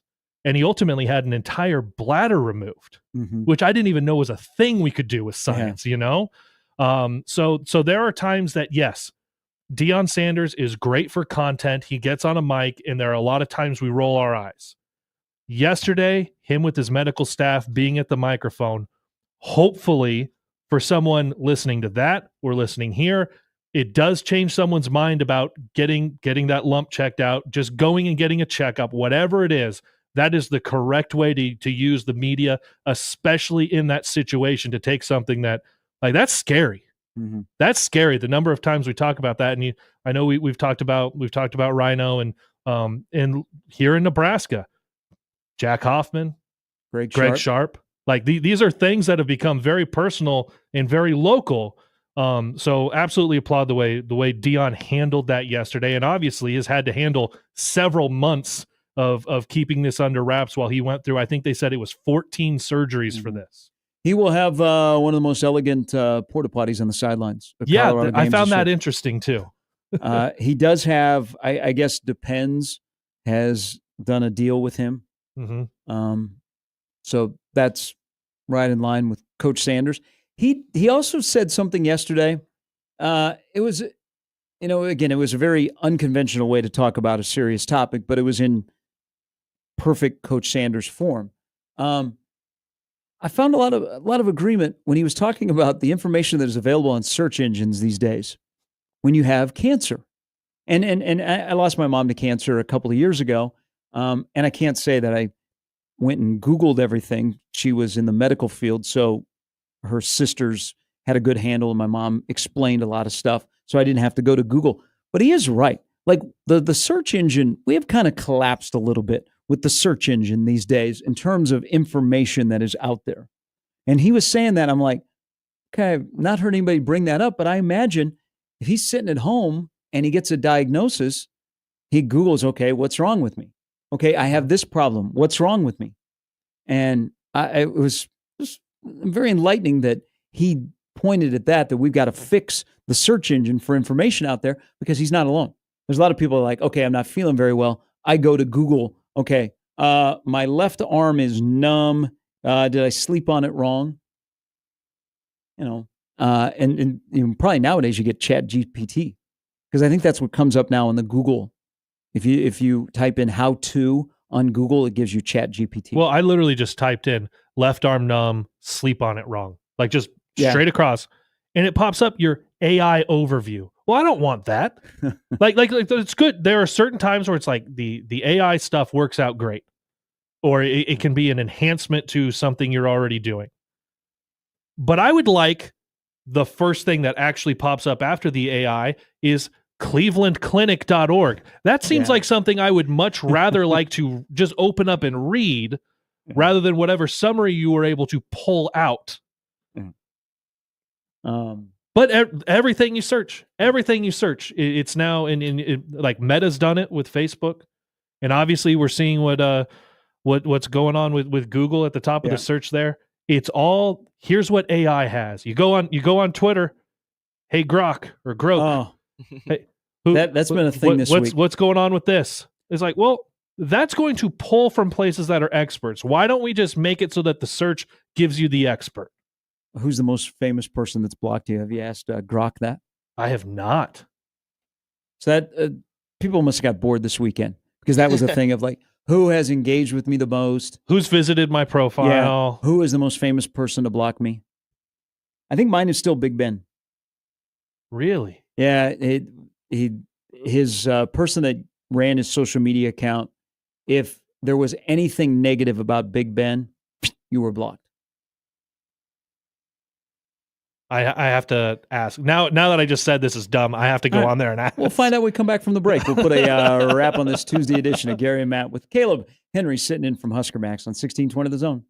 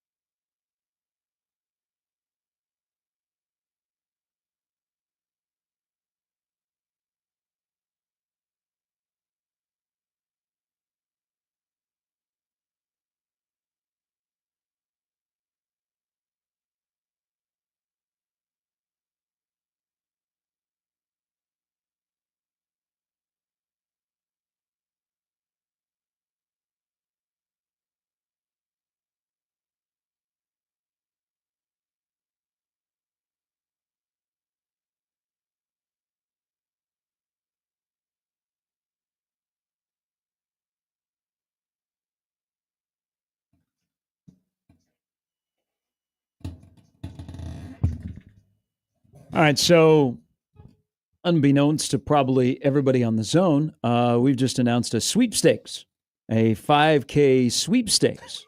The station just put out a graphic of the 5 hosts as 5 offensive linemen. Oh, Again, you can go to our website, 1620thezone.com. I do not have any details on this. I just saw this come across my timeline. Thank you, David, for sharing this. Who do you think the center is? So your options are myself, Matt, Connor, Josh, and John. Who do you think the center is of 1620 The Zone? well, I need my center to be mobile and cerebral. Okay. Matt is the most mobile, Yes. Yes. but I wouldn't put him as the highest of the 5 cerebral. Obviously Josh is mobile, but he's a thin dude from those marathons. I would say I would probably want you as my center. Okay. I out of those 5, I would probably want you as my center. Connor Happer is the center on 1620 The Zone. But he also I don't know if it's still his pinned tweet, said if he was an offensive coordinator, he would call only the most sarcastic of plays. Yes. I don't want that guy in the middle of my line. Left guard, and here in the graphic, I mean, does not miss a arms day. Your left guard would be? John Bishop. He's at right guard. Oh, he's a right guard. Yeah. Okay.